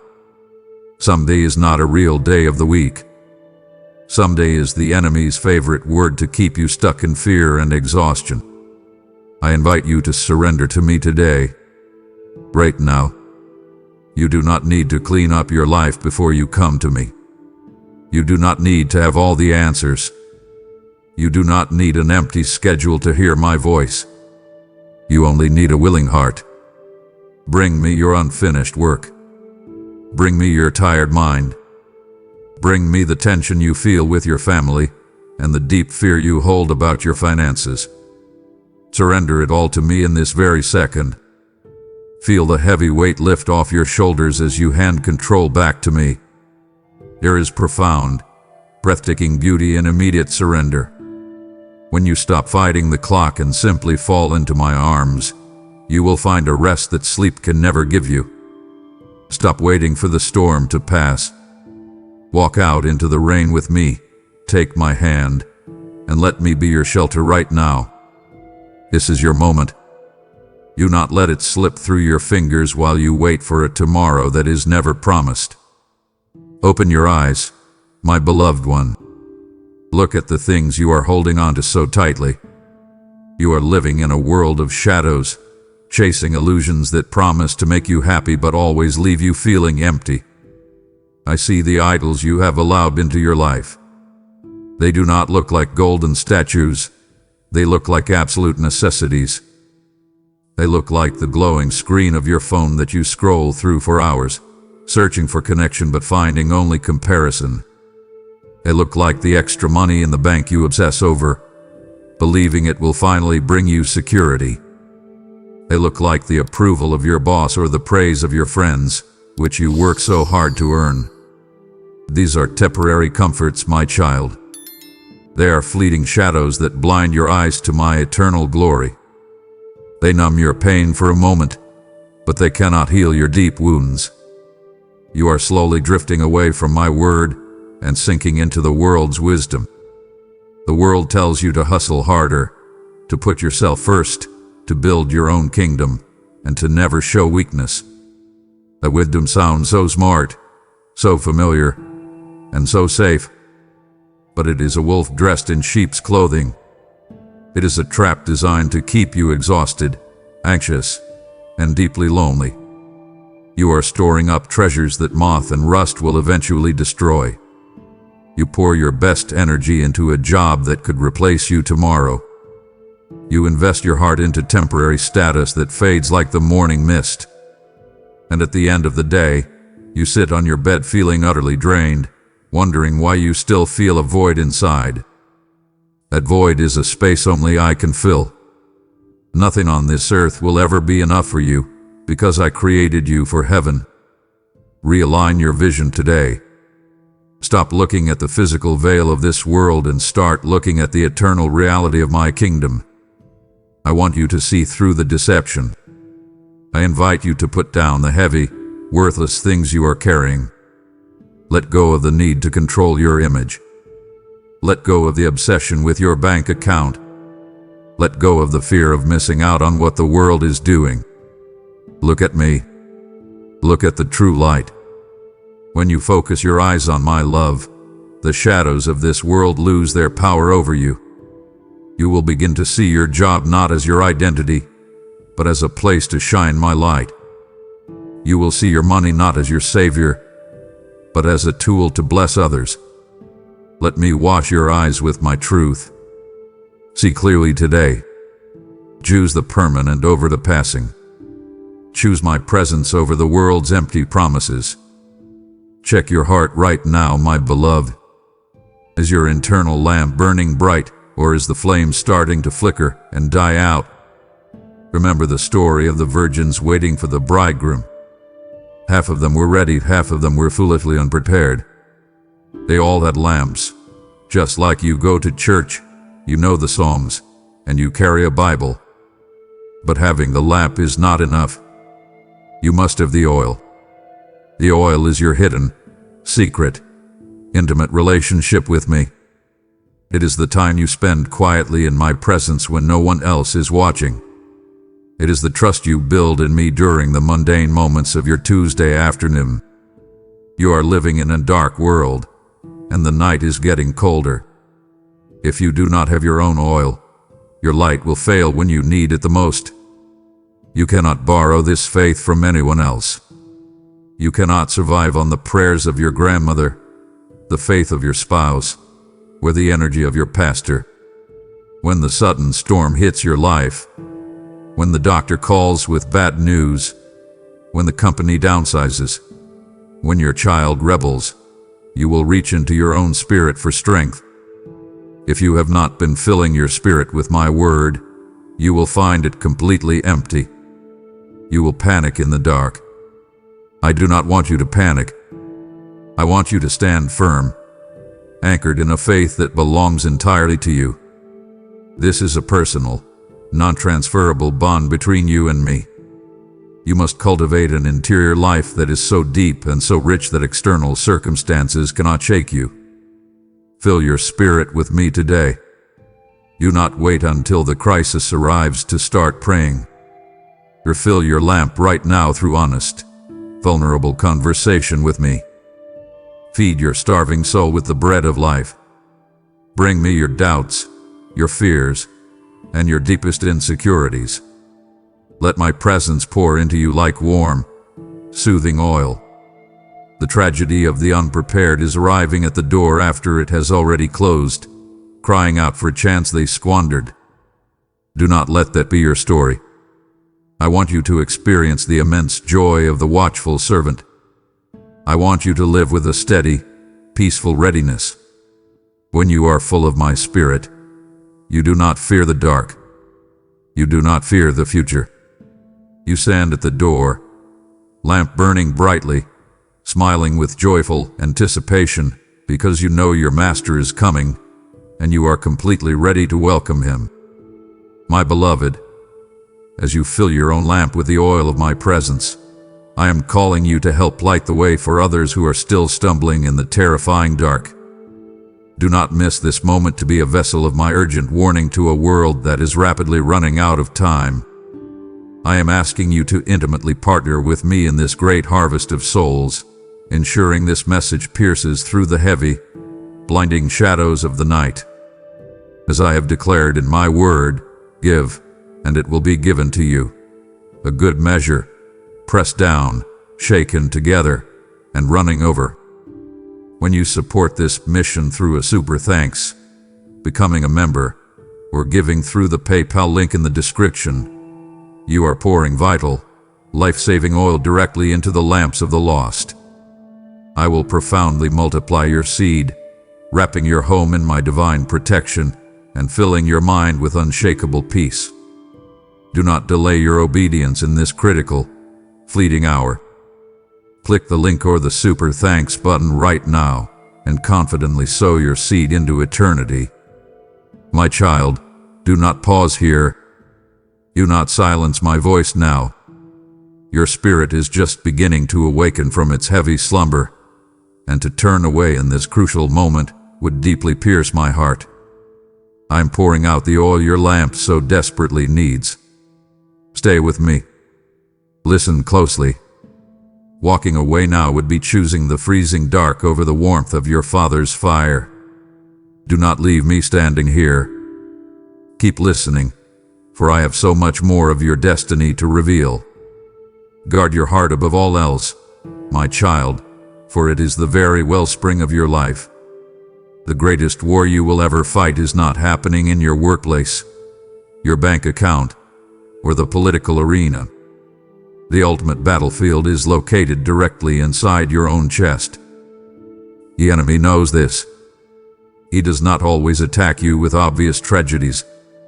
Instead, he targets your affections, your daily desires, and your hidden motives. He wants to slowly, quietly shift what you love. He whispers lies to make you crave the world's applause more than my approval. He drops seeds of bitterness into your thoughts when a friend overlooks you. He stokes the fires of anxiety, making you desire total control over a future that belongs to me. He wants to capture your heart because he knows that whatever holds your heart, erects your life. This erosion of your faith does not happen overnight. It happens through tiny, unchecked compromises. It is the small white lie you tell to save face at work.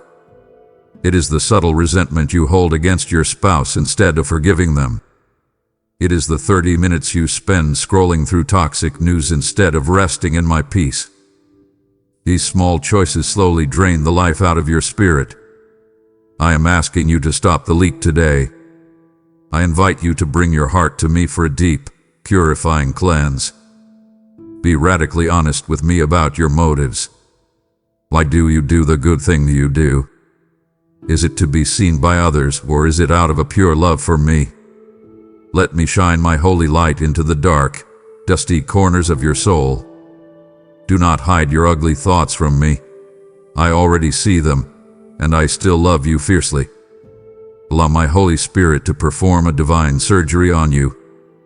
Let me cut away the pride, the fear, and the selfish ambition that are choking your joy. It might feel uncomfortable to let go of your defense mechanisms, but it is the only way to truly heal. I want to give you a heart of flesh, tender and responsive to my voice. Victorious living does not mean you never face problems. It means your heart is fully set on things above, regardless of what is happening below. When your heart is completely mine, insults cannot destroy you, and flattery cannot inflate you. You become untouchable by the enemy's manipulation. Give me the keys to every single room in your heart today. Let me sit on the throne of your desires and watch how I transform your entire existence from the inside out. Look closely at your prayers, my beloved. What are you truly asking me for? I hear your requests every single day. You ask me for the promotion at your job. You ask me to fix the broken relationship in your family. You ask me to heal the sickness that is causing you so much pain. And it is right for you to ask these things, for I am a good father who loves to give good gifts to his children. But I must warn you of a subtle, dangerous trap. You are seeking my hand, but you are forgetting to seek my heart. You are treating me like a cosmic vending machine, hoping that if you insert enough prayers, I will dispense the exact miracle you ordered. Do not build your faith only on signs, wonders, and answered requests. If your love for me only exists when your life is perfectly comfortable, then your faith is built on shifting sand. What happens when the answer is no or not yet? What happens when you pray for the sea to part, and instead, I ask you to walk through the storm with me? Will you still love me then? I want you to focus on the giver more than the gifts you receive. The bread that perishes will never truly satisfy your soul's deepest hunger. You can get the job you wanted, the house you saved for, and the status you craved, and still feel completely empty inside. Because you were not created to be satisfied by the temporary things of this earth. You were created to be satisfied by me alone. I want to change your perspective today. I want you to find me in the mundane Tuesday mornings just as much as you seek me in the dramatic, miraculous moments. When you are sitting in traffic on your way to a job you do not love, I am sitting right there beside you. When you are folding the laundry for your family late at night, feeling entirely overlooked and unappreciated, I see you. I am with you in the quiet, ordinary moments of your life. Do not miss the message I am sending you every day. The greatest miracle is not that I fix all your temporary problems. The greatest miracle is that the Creator of the universe deeply desires a personal, intimate relationship with you. Shift your gaze away from what you lack and look at who you have. I am the bread of life. If you feed on my presence, you will never go spiritually hungry again. I will not always remove the obstacle from your path, because sometimes the obstacle is the exact tool I am using to build your character. Have faith that endures when the waters do not instantly part. Trust me when the sky is dark and the answers are delayed. My timing is impeccable, never too late or too soon. Believe that I am working in your life, right now, even in the silence. Seek my face today, not just my favors. Pursue my presence, and you will find that I am the ultimate prize you have been searching for all along. Stop and count the cost of your current choices, my precious one.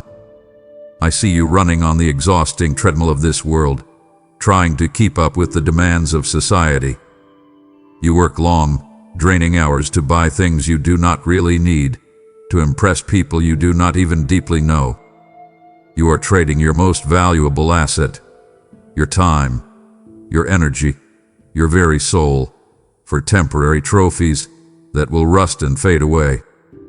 I ask you today, with profound love in my heart, what does it profit a man to gain the entire world, but lose his own soul in the process? What good is the corner office, the impressive bank account, or the flawless reputation if your spirit is bankrupt and empty? I am offering you the great exchange today. I am offering you the pearl of great price. But to receive it, you must be willing to let go of the cheap, imitation jewelry you are clutching so tightly in your hands. You must trade the fleeting for the forever. This is the true cost of discipleship. Following me is not just a Sunday morning activity. It is a total, radical surrender of your entire life. It means choosing my will over your comfort. It means choosing integrity at your job when cutting corners would get you a faster promotion. It means choosing to forgive your spouse when holding on to anger feels so much more satisfying to your pride. There is a heavy, undeniable price when you choose yourself over your Savior. When you build your life around your own selfish desires, you end up isolated, anxious, and deeply unsatisfied. You become a slave to the opinions of others and the relentless pressure to perform. But when you surrender to me, you find true, lasting freedom. Break those bonds that restrain you, for you are fortified with the courage my voice instills in your soul. The sacrifices I ask you to make are not designed to punish you. They are designed to liberate you. I ask you to empty your hands so that I can fill them with something infinitely better. Look closely at the inheritance I have prepared for you. It is a treasure that can never fade, spoil, or perish. It is a peace that the world cannot understand and cannot take away. It is an unshakable joy that bubbles up even in the middle of a crisis. Do not settle for the world's cheap substitutes. Do not sell your eternal birthright for a temporary bowl of stew. Make the great exchange today. Hand over your worries, your ambitions, your fears, and your control. In return, I will give you a life of profound purpose, deep peace, and eternal significance. You might look at the people around you and think they have it all figured out because they possess material wealth. But do not be fooled by the shiny exterior. Inside, without me, there is only a hollowed echo. I want to fill you with substance. I want your life to matter 100 years from now. I want your legacy to be one of faith, not just financial success. Make the choice today. Choose the permanent over the passing. Give me your whole heart, and I will give you a kingdom that cannot be shaken. Listen to the gentle knock on the door of your heart, my child. I am standing here, waiting for you. I am a God of endless love and profound long-suffering, but I am also a God of truth and justice. You have felt my warnings in your spirit. You have seen the signs. When your plans fell apart, when that relationship ended, when that door slammed shut in your face, you thought it was bad luck or unfair timing. But I tell you now, those trials were my divine redirections. I was standing in your way, blocking you from a path that would lead to your destruction. I closed that door to save you from what was lurking behind it. Do not ignore these final warning signs. I am rich in mercy, and my grace flows freely before the final judgment arrives. But you must understand the gravity of this moment. My grace is a bridge designed to carry you back to my heart. It is not a license for you to remain comfortably in your habitual sins. You cannot keep playing games with your spirituality. You cannot keep one foot in my kingdom and one foot in the world's darkness. The window of opportunity does not stay open forever. There comes a moment when the warnings cease and the consequences of your choices are fully realized. I am speaking to you right now because I do not want you to miss this chance. The fact that you are hearing these words is proof of my relentless pursuit of your soul. I have pursued you through your failures, through your doubts, and through your stubborn rebellion. I loved you when you felt distant, and I continued to love you when you returned to me. But you must make a move. You cannot remain paralyzed in the middle ground. Do not wait until a massive crisis forces you to your knees. Choose to bow your heart to me today, in the quiet of this very moment. I am offering you a fresh start, right here, right now. If you turn back to me, saying you are sorry and ready to stay true to me, I will forgive you and give you a fresh start. No matter how far you have wandered, no matter how many times you have ignored my voice, my arms are open wide. But you must step into them. Stop making excuses for the compromises in your life. Stop telling yourself you will get serious about your faith next year. Next year is not promised to you. You see, time is a resource that you cannot earn back. The enemy wants you to believe you have an endless supply of tomorrows to get things right. He whispers that there is no rush, no urgency. But look at the world around you. The season is shifting. The time to decide is now. I am urging you to drop the heavy bags of delay and step over the threshold of my grace. Every second you delay is a second of true peace and joy that you are missing out on. Why stay in the cold when the fire of my love is burning bright for you? Come inside. Let me restore the years that were lost. Let me heal the damage done by your wandering. Answer the call today, because I am holding the door open just for you. My child, I am holding the door of grace wide open, not just for you, but for millions who desperately need to hear this final warning before it is entirely too late. I am inviting you to be the very bridge that carries my life-saving truth to broken hearts currently standing on the edge of ruin. Every time you give to support this channel, you are throwing a vital lifeline into the raging, chaotic waters of this world, pulling drowning souls safely into my boat. I promise you, whoever brings blessing will be richly blessed, and whoever waters others will be supernaturally watered by my own hand. By giving a super thanks, joining as a member, or using the PayPal link in the description, you are actively financing the greatest rescue mission of heaven.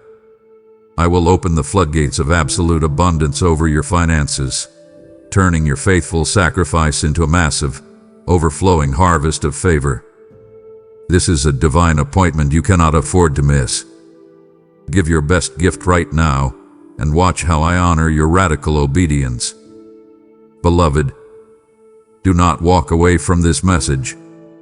If you close your heart to my words right now, it grieves me more than you can possibly comprehend. I am extending a bridge of infinite grace directly to your feet. To stop listening is to drop my hand right when I am pulling you from the wreckage of your own struggles. I weep for the souls who hear the warning, only to turn their backs and return to the noise of the world. Stay here with me. Honor this sacred moment.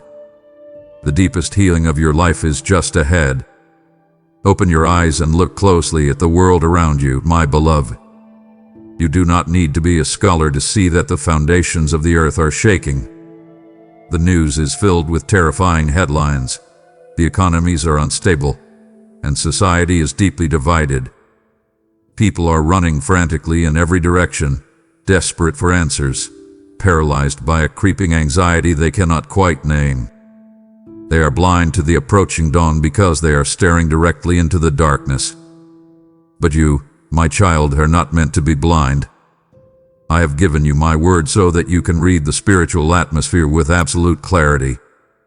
The things you see unfolding are not random accidents. They are the precise fulfillment of prophecy happening right in front of your eyes. Do not let fear unsettle your spirit when you see these events. When the world panics, I want you to remain completely steadfast. Your peace in the middle of a chaotic culture is the greatest testimony you can offer. I am calling my church, I am calling you, to be a blazing light in this increasing darkness. Do not hide your faith. Do not water down my truth to make it more acceptable to a world that is desperately lost. They do not need a softer version of the gospel. They need the unshakable reality of my love and my coming kingdom. You are placed in your specific job, in your specific family, in this specific era, for a divine reason. You are my ambassador to a frightened world. It is time to prepare for your King's return with a sober, deeply grounded joy. This is not the time to be distracted by trivial arguments or caught up in the endless, toxic debates on your screens. Disconnect from the chaos that drains your spirit and reconnect with the eternal truths that anchor your soul. Walk confidently, shunning the control of negative people, and seek the company of those who value and uplift you. Look up, for your redemption is drawing incredibly near. The shaking of this world is simply the tearing down of everything that is temporary, making way for my kingdom that cannot be moved. I want you to live every single day with a brilliant awareness of eternity. Let it change how you speak to your frustrated coworker. Let it change how you handle your finances. Let it change how you love your family. When you truly understand the signs of the times, you stop wasting your energy on things that do not matter. You stop holding grudges because you realize life is far too short. You start loving fiercely, forgiving quickly, and giving generously. Rise up today, my child. Stand tall on the solid rock of my promises. The night is far spent, and the day is at hand. Put on the armor of light, step out into the world with profound courage, and reflect my perfect peace to everyone who crosses your path. I am with you, and together we will face whatever comes. Listen to me carefully right now. I see how hard you are trying simply to survive your days without making a massive mistake. You wake up, you go to work, you pay your bills, and you try your absolute best to stay out of trouble. You think that being my child is mostly about following the rules and avoiding the bad things. But avoiding evil is only half of your journey. I am calling you to look at the good things you are leaving undone. This is the sin of omission, and it is quietly stealing your purpose. You bury the beautiful talents I gave you because you are afraid of failing. You sit in meetings at your job, knowing you have a solution, but you stay quiet because you fear rejection. You feel the gentle prompt in your heart to call a lonely friend or forgive a difficult family member, but you push that feeling away because you are too busy. I gave you those talents and those prompts for a reason. Do not bury them in the dirt of your daily routine. The absolute tragedy of a wasted life is not always found in terrible sins. It is often found in the buried talent and the quiet refusal to step out in faith. I want you to respond to the prompts of my spirit without a single moment of hesitation. When you feel that sudden urge to encourage someone, that is me speaking directly to your mind. Speak the words. Do the action. I am asking you to stop being just a fan in the crowd and start being a true follower on the field. A fan sits in the comfortable seats, watching the game, clapping when things go well, and complaining when it gets hard. But a true follower gets their hands dirty. A true follower risks their own comfort to help a neighbor. You are meant for a life of active, fruit-bearing righteousness. I do not want you to reach the end of your life, stand before me, and realize you missed countless opportunities to show my love because you were too focused on your own safety. The weight of the declaration, "I never knew you," falls on those who claim my name but refuse to do my work. I know your heart, my child. I know you want to make a difference. I know you feel that deep ache when you put your head on your pillow, wondering if your day actually mattered to anyone. It matters when you act on my behalf. Look around you tomorrow. Look at the tired cashier. Look at your stressed coworker. Look at your own family members who are silently begging for your attention. I am inviting you to be my hands and my feet in their lives.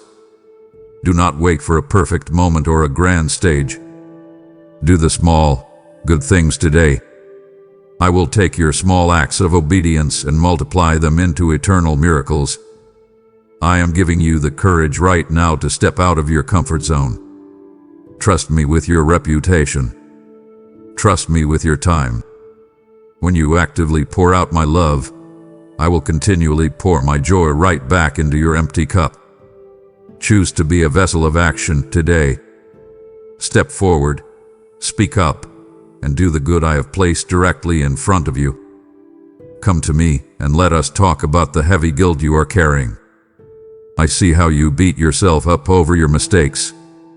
When you lose your temper with your children, when you fall back into that bad habit late at night, when you fail to meet the expectations at your job, you carry a crushing weight of shame. You think that feeling terrible about yourself is what I demand from you. But listen to me today. Worldly sorrow only brings death and exhaustion. Worldly sorrow makes you hide from me in fear, just like Adam and Eve hid in the garden. I am offering you something entirely different. I am offering you the beautiful, liberating gift of true repentance. Repentance is not a harsh requirement meant to punish you. It is an open door meant to save you. It is the simple, powerful act of turning away from the cliffside and running directly into my open arms. I want you to understand the difference between feeling guilty and being truly repentant. Guilt tells you that you are a failure and that you must punish yourself. Godly grief tells you that you made a mistake, but you are still my deeply loved child. Godly grief drives you straight to my throne of grace. Stop running away from me when you mess up. I already know every part of you, your feelings, thoughts, and deeds. The moment you turn back to me, the refreshing begins. I will wash away the stain of your failure. I will break the cycle of habitual sin that has kept you stuck for years. You cannot break that cycle on your own. You have tried relying on your own willpower, and it has always failed you. I am your strength. I possess the ability to change hearts and minds from darkness to light, and I will do so. I will perform the deep work inside you if you just surrender your failures to me. Do you know what happens in heaven when you finally stop hiding and simply confess your struggles to me? There is a massive celebration. The angels rejoice over one single soul that returns home. You are that soul. I do not stand over you with a heavy club, waiting to strike you down. I stand here with a ring for your finger, a robe for your shoulders, and a feast prepared in your honor. Confess your hidden struggles to me today. Speak them out loud in the quiet of your room. Tell me about the envy you feel toward your friends. Tell me about the anger you harbor against your past. Bring it all into the light. When you bring your secrets into my light, they immediately lose their power over you. I will replace your heavy guilt with my supernatural peace. I will restore the joy of your salvation. Turn around today. Walk away from the habits that drain your life. Walk toward my voice. I am calling you back to purity, back to freedom, and back to a clean slate. Accept my total forgiveness right now, and let us start fresh together. Listen to me, my child, for I must warn you about a silent, deadly trap. It is the hidden snare of spiritual apathy. You live in a world that is literally on fire with anxiety, division, and pain, yet I see your spirit growing incredibly lukewarm. You have settled into a comfortable, predictable routine. You go to work, you come home, you watch your shows, and you go to sleep. You give me a quick, sleepy prayer at the end of the day, but your heart is completely disengaged. Comfort has become your ultimate goal, and it has turned into a dangerous cage. You are no longer seeking me with a desperate hunger. You are just coasting, hoping that avoiding major sins is enough to keep you safe. I tell you today that this slow death of a comfortable faith is one of the enemy's most effective strategies. He does not need to destroy your life with a massive scandal. He only needs to put your spirit to sleep on a very soft couch. Wake up, my beloved. I am calling you to stir up the gift that I placed inside of you. A faith that no longer seeks, no longer asks, and no longer knocks is a faith that is slowly dying. Remember the early days of your belief. Remember the passion you felt when you first realized the absolute magnitude of my grace. You were on fire. You wanted to tell everyone. You wanted to read my word until the pages were worn out. I want to reignite that first love in your heart right now.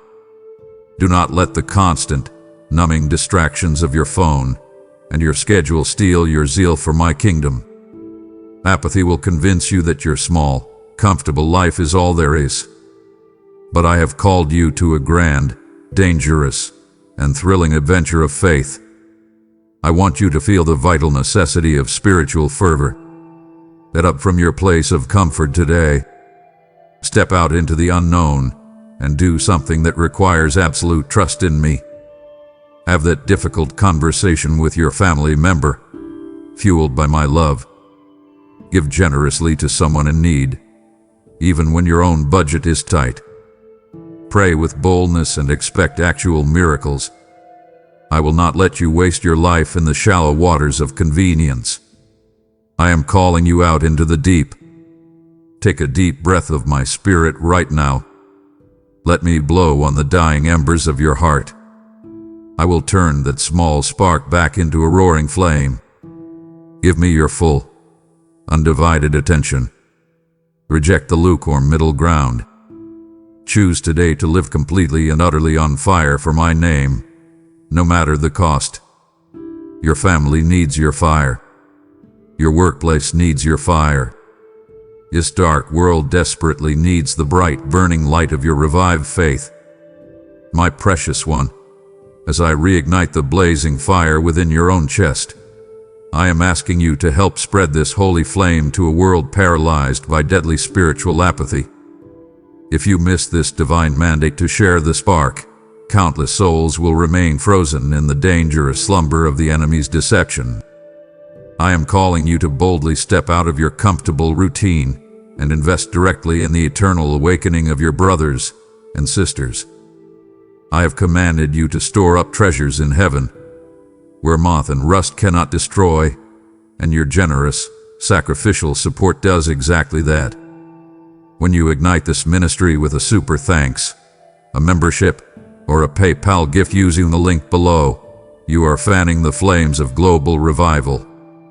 I declare that as you finance my fire, I will consume your debts, protect your family, and bless the work of your hands beyond human comprehension. Do not let this vital urge fade into the myth of tomorrow. Act boldly right now by clicking the link to give, and let us set the world ablaze together.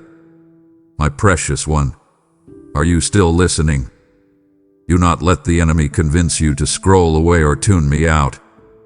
It absolutely breaks my heart to see my children trade the eternal fire of my presence for the cheap, temporary comforts of this world. We are breaking the heavy chains of your apathy right now, together. To leave this divine conversation is to willingly walk back into your own prison cell. Lean in closer to me. Do not grieve my spirit. The breakthrough you have been crying out for in the dark is unfolding right now. Look closely at where you are trying to build your permanent home. I see you striving so hard to fit into this world. You want the approval of your neighbors. You want the status that comes with a specific job title. You want to accumulate enough money to finally feel safe and secure. You are deeply stressed when the politics of your country shift or the economy dips. But I must remind you of a crucial, life-altering truth. This world is not your home. You are a citizen of an entirely different kingdom. You are only passing through this temporary earth. When you try to find permanent comfort in a temporary place, you will always be left anxious and deeply disappointed. I demand a massive perspective shift in your mind today. You must start practicing eternal living right now. Because you belong to my kingdom, your core values must violently clash with the spirit of this modern age. The world tells you to hoard your wealth, to step on others to get ahead, and to prioritize your own comfort above all else. But I am commanding you to live as an ambassador of heaven. An ambassador lives in a foreign country, but they do not adopt its rules. They represent their true king in every single action, word, and decision. When your coworkers are gossiping and tearing others down, you must stand apart and speak words of life. When society panics over a lack of resources, you must demonstrate radical, unexplainable generosity. This is how you represent me. I am calling you to detach your heart from the earthly things that are holding you hostage. The car you drive, the house you live in, the clothes you wear, these are temporary tools, not eternal treasures. Do not let your identity get tied up in things that will eventually burn away. Hold the things of this world with open, relaxed hands. When you detach from the earthly, you can finally cling tightly to the heavenly. I know it feels strange to live differently than everyone around you. I know you sometimes feel like an outcast in your own family or workplace because you refuse to compromise my truth. But do not lose heart. The glory of your true residence, prepared specifically by my own hand, will completely eclipse any temporary discomfort you face here. I am building a place for you where there is no more sickness, no more stress, no more tears, and no more goodbyes. Keep your eyes fixed firmly on that eternal horizon. Let the reality of heaven dictate how you live your Tuesday afternoon on earth. Do not sink into the mud of worldly arguments and petty disputes. Rise above the noise. Walk with the quiet, powerful dignity of royalty, because you are the child of the Most High King. Climb bravely today. Speak truthfully today. Love fiercely today. You are my chosen representative in a dark and foreign land, and I am incredibly proud to call you my own. Keep walking, keep shining, and remember that I am bringing you safely to your true, eternal home. Listen to me right now, my precious child. Put down the heavy whip you use to punish yourself. I see how you operate in your daily life. You go to your job, and you work extra hours because you feel you have to prove your worth to your boss. You exhaust yourself at home, trying to be the perfect parent, the perfect spouse, or the perfect friend, believing that if you make one mistake, people will stop loving you. You have taken this exhausting, transactional way of living, and you have projected it onto me. You think my love is something you must earn through good behavior. You believe that when you snap at your family in anger, or when you fail to read your Bible, my love for you decreases. Listen to the truth of my voice today. Missing my grace is missing the entire heart of my gospel. I am offering you a gift that you could never, ever earn, no matter how hard you work. That is the audacity, the shocking reality of my divine grace. The world operates on karma, on earning your keep, and on getting exactly what you deserve. But I operate on grace. The cross was a scandal to the world because it broke all the rules of human logic. I did not ask you to clean yourself up before I gave my life for you. I stepped down into the dirt, into the messy reality of your fears and your failures, to rescue you. I want you to accept this gift today. Stop trying to pay me back for a debt I have already completely erased. You cannot buy my love with your good deeds. You already own my heart. I command you to step out from under the heavy cloud of performance. Live under the warm, bright smile of your Father, not under the fear of the lash. When you truly grasp the size of my grace, it does not make you want to sin more. It empowers the exact change I desire to see in you. Grace is the power that breaks the chains of your secret habits. When you realize that I see your deepest, darkest thoughts and I still love you fiercely, the shame loses its grip on your throat. The transformative impact of being truly, unconditionally forgiven changes everything about how you live. You will stop judging your coworkers so harshly because you know how much grace you have been given. You will forgive your spouse faster because my forgiveness is flowing through your veins. Breathe in my grace right now. Let it fill your lungs and calm your anxious racing heart. Stop striving. Stop trying to balance the scales of your life. I have already balanced them for you. Let go of the guilt from the mistakes you made 10 years ago and the mistakes you made 10 minutes ago. I have cast them as far as the east is from the west. Walk in freedom today. Stand tall, not because you are perfect, but because you are perfectly loved by the Creator of the universe. Accept the audacity of my grace, and let it completely revolutionize the way you walk through this world. Come sit with me in the quiet, even when it hurts. I see the tears you cry in the middle of the night when the house is totally silent. I know about the chronic pain that attacks your body. I see the deep sting of betrayal from the friend you trusted. I feel the heavy disappointment when you were passed over for that promotion you worked so hard for. In those moments, the enemy whispers a toxic lie into your ear. He tells you that if I truly love you, I would never let you suffer. He tries to sell you an easy, painless gospel, a dangerous deception that says following me means a life of constant comfort and endless wealth.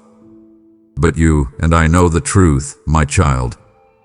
This world is broken, and pain is a reality. But I am right here in the furnace of your affliction with you.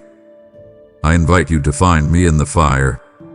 When the flames of hardship rise around you, I do not run away.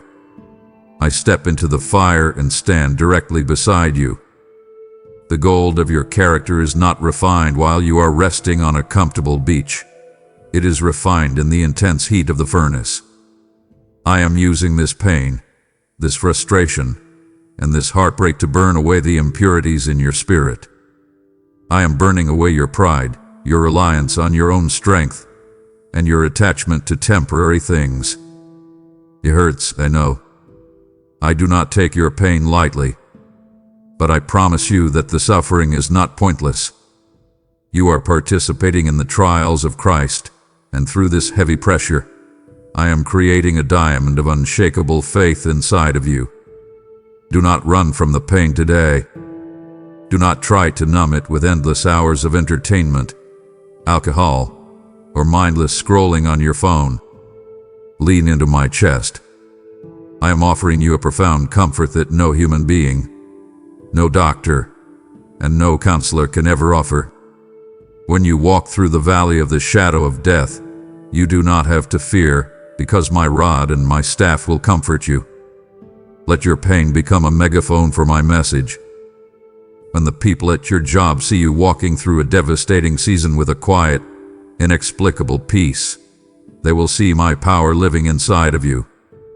Your suffering, when placed in my hands, becomes the greatest testimony of my love.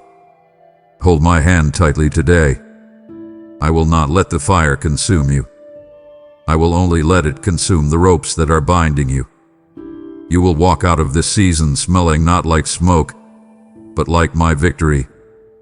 Trust me in the dark. Trust me when the medical report is frightening. Trust me when the bank account is empty. The fellowship of suffering is a sacred, intimate space where you come to know me not just as a provider, but as a deeply loyal friend who bleeds with you and weeps with you. I am here. I am holding you. And I will use every single tear you shed to build an eternal weight of glory that will never fade. Listen to the steady, unshakable beat of my heart. I know you look at the news, and you feel a rising panic in your chest. You see corrupt leaders gaining power. You watch dishonest people at your job get promoted while you are overlooked. You see innocent people suffering, and you wonder if justice even exists anymore.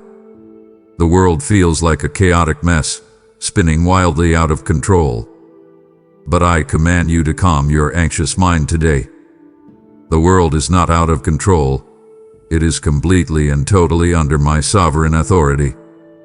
I have spoken a final, divine decree over this universe, and my word will never return to me void. Every promise I have made will be fulfilled with absolute precision. I want you to understand the sovereign nature of my ultimate plan. You only see a tiny fraction of the picture, like looking through a keyhole. But I see the beginning from the end.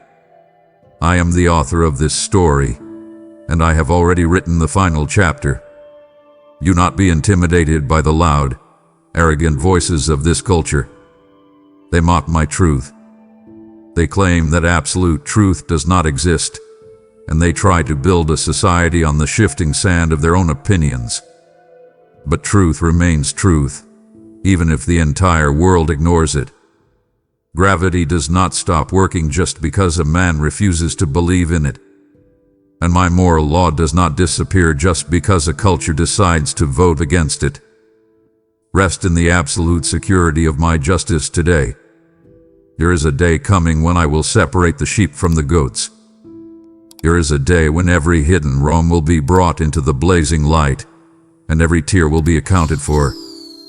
Absolute justice will ultimately prevail. You do not have to carry the burden of seeking revenge against those who have wronged you. You do not have to waste your energy fighting dirty office politics. Leave the vengeance to me. Your job is to stay faithful, to love your enemies, and to walk in integrity. Find your deep security in Christ right now. When the foundations of society shake, you do not have to tremble, because you are built on the rock of ages. You are completely safe in my hands. When the final decree is carried out, you will be found standing in my grace. Let that reality wash over you and silence your fears about the future. Walk into your workplace tomorrow with your head held high, not because you have all the power, but because you know the God who holds all the power. Trust my timeline. Trust my justice.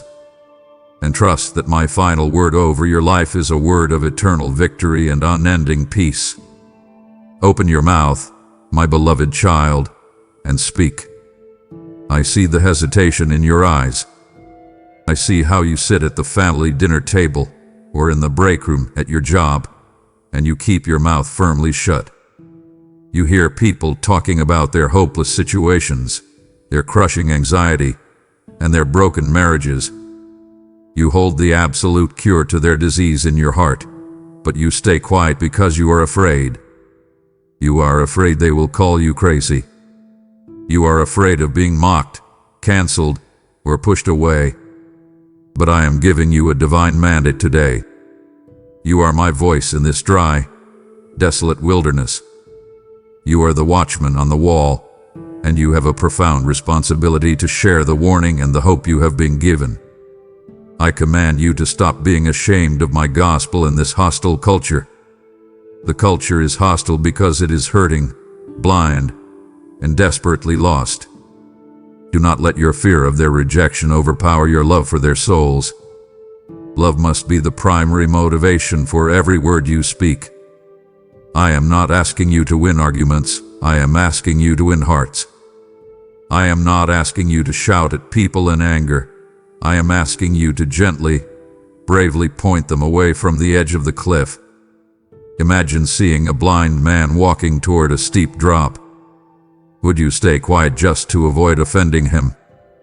No, you would shout to save his life. The people around you are walking toward a spiritual cliff. You must speak up. I will give you the exact words to say. You do not need a theology degree to share what I have done in your life.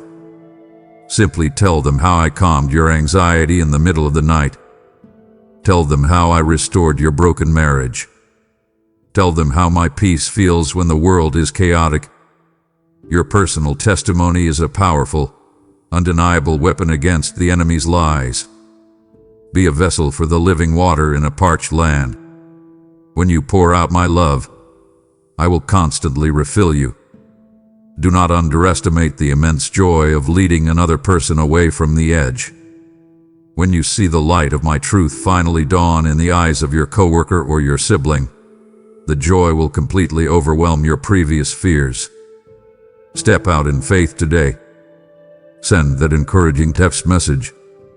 Offer to pray for the person who is crying in the office. Speak my name with boldness and deep affection. I am with you. I am standing right behind you, backing up every single word of truth you speak. Raise your voice in the wilderness, my child. The world is desperate to hear the hope that you are holding inside. My brave watchman, you have heard the profound urgency of my voice in the wilderness, and now I need your help to amplify this warning blast so the deafening world can actually hear it. Missing this moment to support my message means leaving millions wandering blindly toward the precipice of their own destruction. I am personally asking you to stand firmly on the wall with me, supplying the strength and resources needed to echo my truth into the darkest, most desolate corners of the earth. I tell you today, how beautiful are the feet of those who bring good news, and how deeply blessed are the hands that finance the sounding of the heavenly trumpet. By offering your support through a super thanks, a channel membership, or the PayPal link in the description, you are practically saving lives from the brink of hell. In return for your fierce loyalty, I will release a tidal wave of supernatural favor over your household, permanently shielding you from the storms of this age. This is your immediate call to action on the spiritual battlefield. Step forward right now, release your generous gift, and let your seed shout my warning to the nations. Do not stop now, my child. We are standing at the very edge of your ultimate freedom. If you turn a deaf ear to me in this final stretch, you grieve the Father who has fought so fiercely for your soul today. I am handing you the absolute keys to your survival and your victory. To walk away now is to abandon the divine mandate I am placing upon your life. Do not disappoint the heaven that is cheering you on. Stay with me to the very end, for I am about to seal your heart with a promise that will change your eternity. Look at your hands, my child, and look at your heart.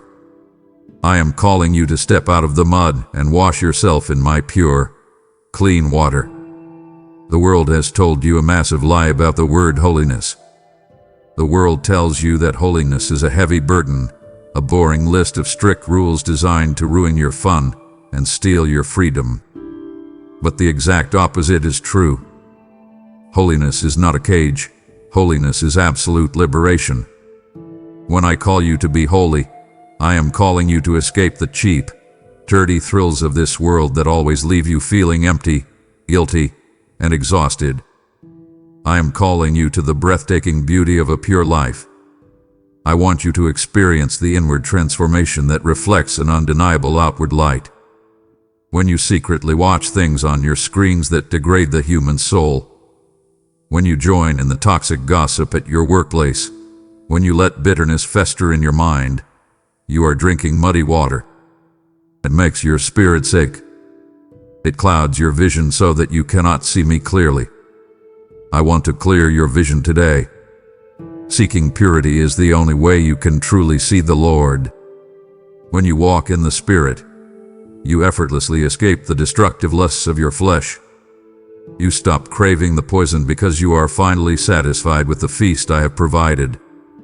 I invite you to consecrate your life entirely to my will. That means giving me the remote control to your television. It means giving me access to your internet browser, your bank account, and your private conversations. Do not hide parts of your life in the dark. Bring everything into the light of my holiness. When you live a completely surrendered, pure life, you carry a beautiful fragrance with you everywhere you go. People will notice. They will not feel judged by you. They will feel drawn to the profound peace and clean conscience you carry. Discover the deep intimacy with me that only the pure in heart will ever know. When your conscience is clear, you do not hide from my voice. You run toward it. You can sit in silence with me and feel absolutely no shame. This is the freedom I desperately want for you. Choose the beauty of holiness today. Turn away from the habits that numb your mind and stain your spirit. Say no to the world's dirt, so that you can say a massive, joyful yes to my glory. Let me wash you clean right now. Stand up in the bright, beautiful light of my purity, and walk forward with a light heart and a radiant, unburdened spirit. Come to me and bring your exhausted, overworking mind. I see you trying to figure everything out on your own. You lay awake at night running through 100 different scenarios, trying to perfectly calculate how to fix your finances, how to repair your marriage, and how to map out your future. You rely heavily on your own human logic. You read the self-help books. You listen to the endless podcasts, and you gather so much information, believing that if you just get smart enough, you will finally find peace.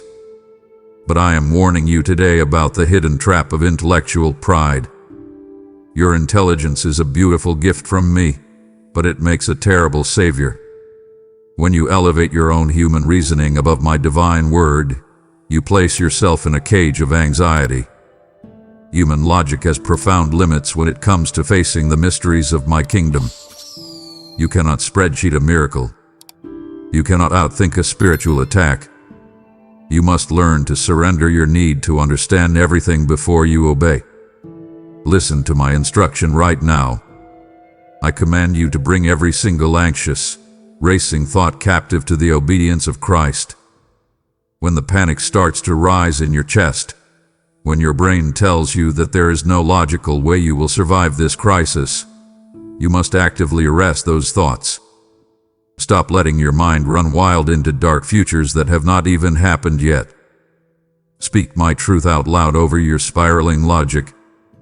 There is a deep, profound danger in knowing the Bible only as an intellectual textbook, but failing to know me as the living author. You can memorize scripture, argue complex theology, and attend every church service, and still have a heart that is completely dry and distant from me. I do not want your academic analysis of my love. I want your heart. I want your raw and unfiltered trust. I am calling you back to a beautiful, childlike faith. Have you ever watched a child jump into their father's arms? The child does not calculate the wind speed, the trajectory, or the father's muscle mass. The child simply jumps, completely trusting that the father will catch them.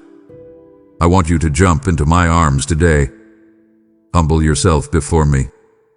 Admit that you do not have all the answers. Admit that your 5-year plans are fragile. It takes profound courage to say, Lord, I do not understand why this is happening to my family, but I trust you. When you humble yourself in this way, you allow me to step in and do what human wisdom could never achieve. The simple-hearted often see the miraculous breakthroughs that the proudly wise completely miss, because the simple-hearted are actually looking for me instead of looking for an explanation. Stop overthinking your faith. Release your desperate grip on needing to know the why behind every trial. Trust me with the pieces of your life that make absolutely no sense right now. Submit your intellect to my wisdom. Step out of the trap of your own overactive mind, and let me lead you into the profound peace of trusting what you cannot completely understand. Stand up, my child, and pick up your spiritual weapons. I am calling you to the front lines for the people you love. I see the tears you cry in secret over your prodigal son who will not answer your calls. I see the deep ache in your chest for your spouse who has grown completely cold to my voice. I know the feeling of helpless despair that washes over you when you watch your friends and family self-destruct, chasing after the empty promises of this world. You look at their lives and you feel completely powerless. You have tried arguing with them. You have tried pleading with them, and nothing seems to work. But I am giving you a mandate today. Stop arguing with them, and start wrestling in the Spirit for them. I have given you the supreme authority to stand in the gap. Your prayers are the most urgent, powerful action you can possibly take. I command you to intercede for those who cannot see the edge of the cliff they are approaching. When you pray, you are not just throwing empty wishes at the ceiling. You are actively shifting the invisible spiritual atmosphere around your loved ones. You are partnering with heaven to break the heavy chains of addiction, pride, and deception that hold them captive. Do not underestimate the vital, unbreakable link between your faithful prayers and my divine movements on this earth. When you fall to your knees and cry out for your rebellious child, my angels are immediately dispatched. When you boldly declare my promises over your broken family, the darkness is forced to retreat.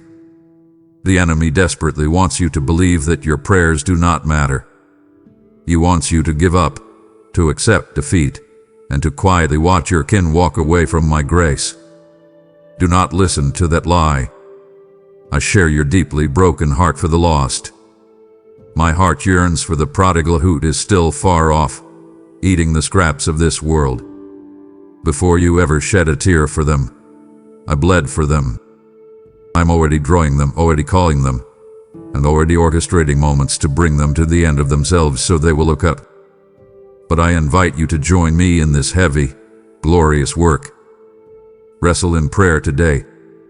Do not give up just because you do not see immediate results. Spiritual strongholds are dismantled blow by blow, prayer by prayer. Speak life over your unsaved coworkers. Pray a hedge of protection around your children's minds before they leave the house. Be the fierce watchman on a wall for your family. If you do not stand in the gap for them, who will? Rise up in your divine authority right now. Bring their names directly to my throne of grace. Refuse to let the enemy have their souls without a massive fight. Keep knocking, keep asking, and keep believing, because I am the God of the 11th hour miracle, and no one is ever too far gone for my hand to reach. Look deeply into my eyes right now and let me speak directly to your profound exhaustion. I see how tired you are. I see the physical toll that this hard life has taken on your body.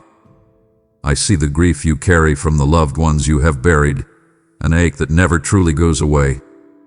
I see you dragging yourself through the mundane, repetitive tasks of your week, wondering if any of your quiet, faithful sacrifices actually matter.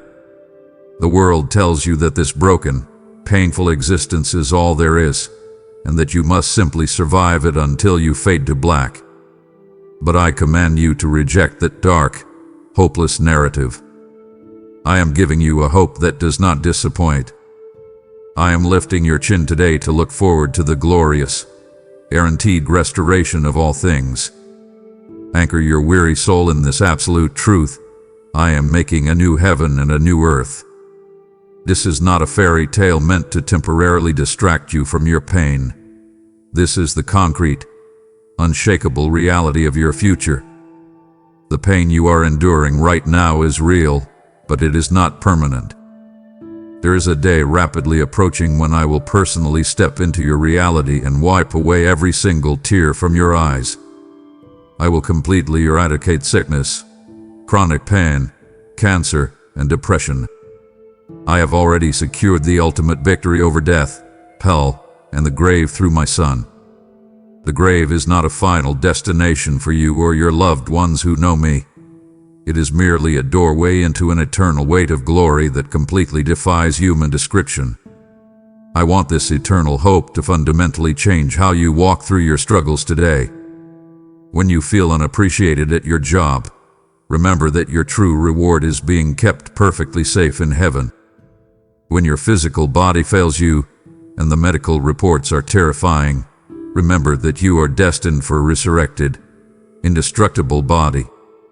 Every single time you chose to forgive when you were wronged, every time you secretly gave your money to someone in need, every time you held your tongue instead of lashing out in anger, none of it was wasted. I saw it all. Your labor in my name is never, ever in vain. The sacrifices you make in the shadows will be rewarded in the eternal light. Stand firm today, my precious child. Do not let the temporary darkness of this world extinguish your radiant hope. Breathe in the reality of your eternal inheritance. The struggles of this present time are absolutely nothing compared to the breathtaking glory that I am going to reveal to you. Keep walking faithfully. Keep enduring with grace. The finish line is approaching, and the welcome home I have prepared for you will make every second of this earthly battle entirely worth it. Listen to my final, urgent whisper to your heart.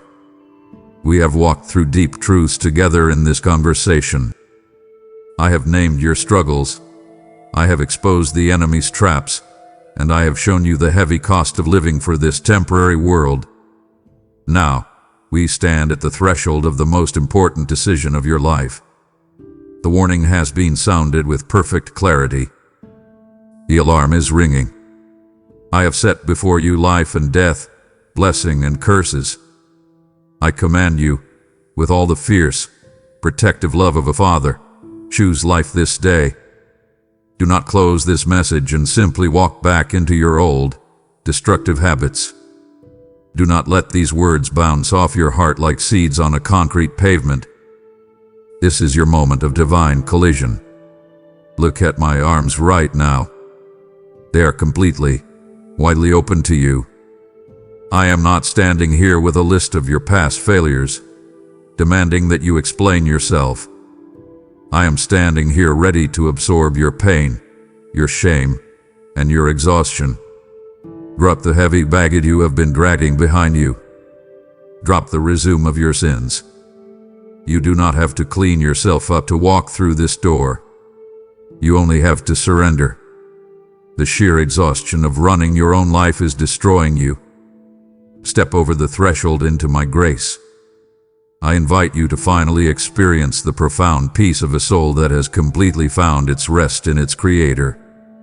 When you give me everything, I will give you a joy that the world cannot possibly comprehend and circumstances cannot destroy. Hear the echo of my spirit and the bride saying, "Come." If you are thirsty, come to the water. If you are broken, come to the healer. If you are lost, come to the shepherd. You do not have to wander in the dark wilderness for one more second. Enter into the joy of your Lord. Allow me to completely rewrite your story from this exact moment forward. Let go of your fear of what others will think. Let go of your pride. Fall to your knees in the quiet of your room and say the simple word, yes. Say yes to my love. Say yes to my truth. Say yes to the calling I have placed on your life. This is the final word I leave etched into your spirit. I am with you. I am not sending you out to face this chaotic world alone. I am walking directly beside you, fighting for you, and holding you up, even to the very end of the age. Take my hand right now. Do not hesitate. Come and see what a life fully surrendered to the Almighty God truly looks like. I am ready. The kingdom is waiting. Welcome home, my beloved child. My beloved child, you have bravely stepped through the door of my grace, and now I am calling you to hold that door wide open so that a multitude of lost souls can rush in behind you. If you miss this final invitation to aggressively partner with my kingdom, you withhold the very bread of life from those who are starving in the spiritual streets. I'm inviting you to turn your deep, tearful gratitude into immediate action, pouring rivers of living water into the barren wastelands of this desperate generation. For I am the God who supplies seed to the sower and bread for food, and I will radically multiply your seed sown and increase the glorious harvest of your righteousness. When you seal this monumental moment by giving a super thanks, becoming a faithful member, or using the PayPal link in the description, you are directly funding the final rescue mission before the end of the age. I decree a generational blessing over your life right now. I will command my angels to fiercely guard your home and pour out provision that overflows your earthly banks. Do not hesitate when your King is giving you a direct mandate. Click the link, send your faithful support today, and secure your undeniable stake in this eternal victory. Amen.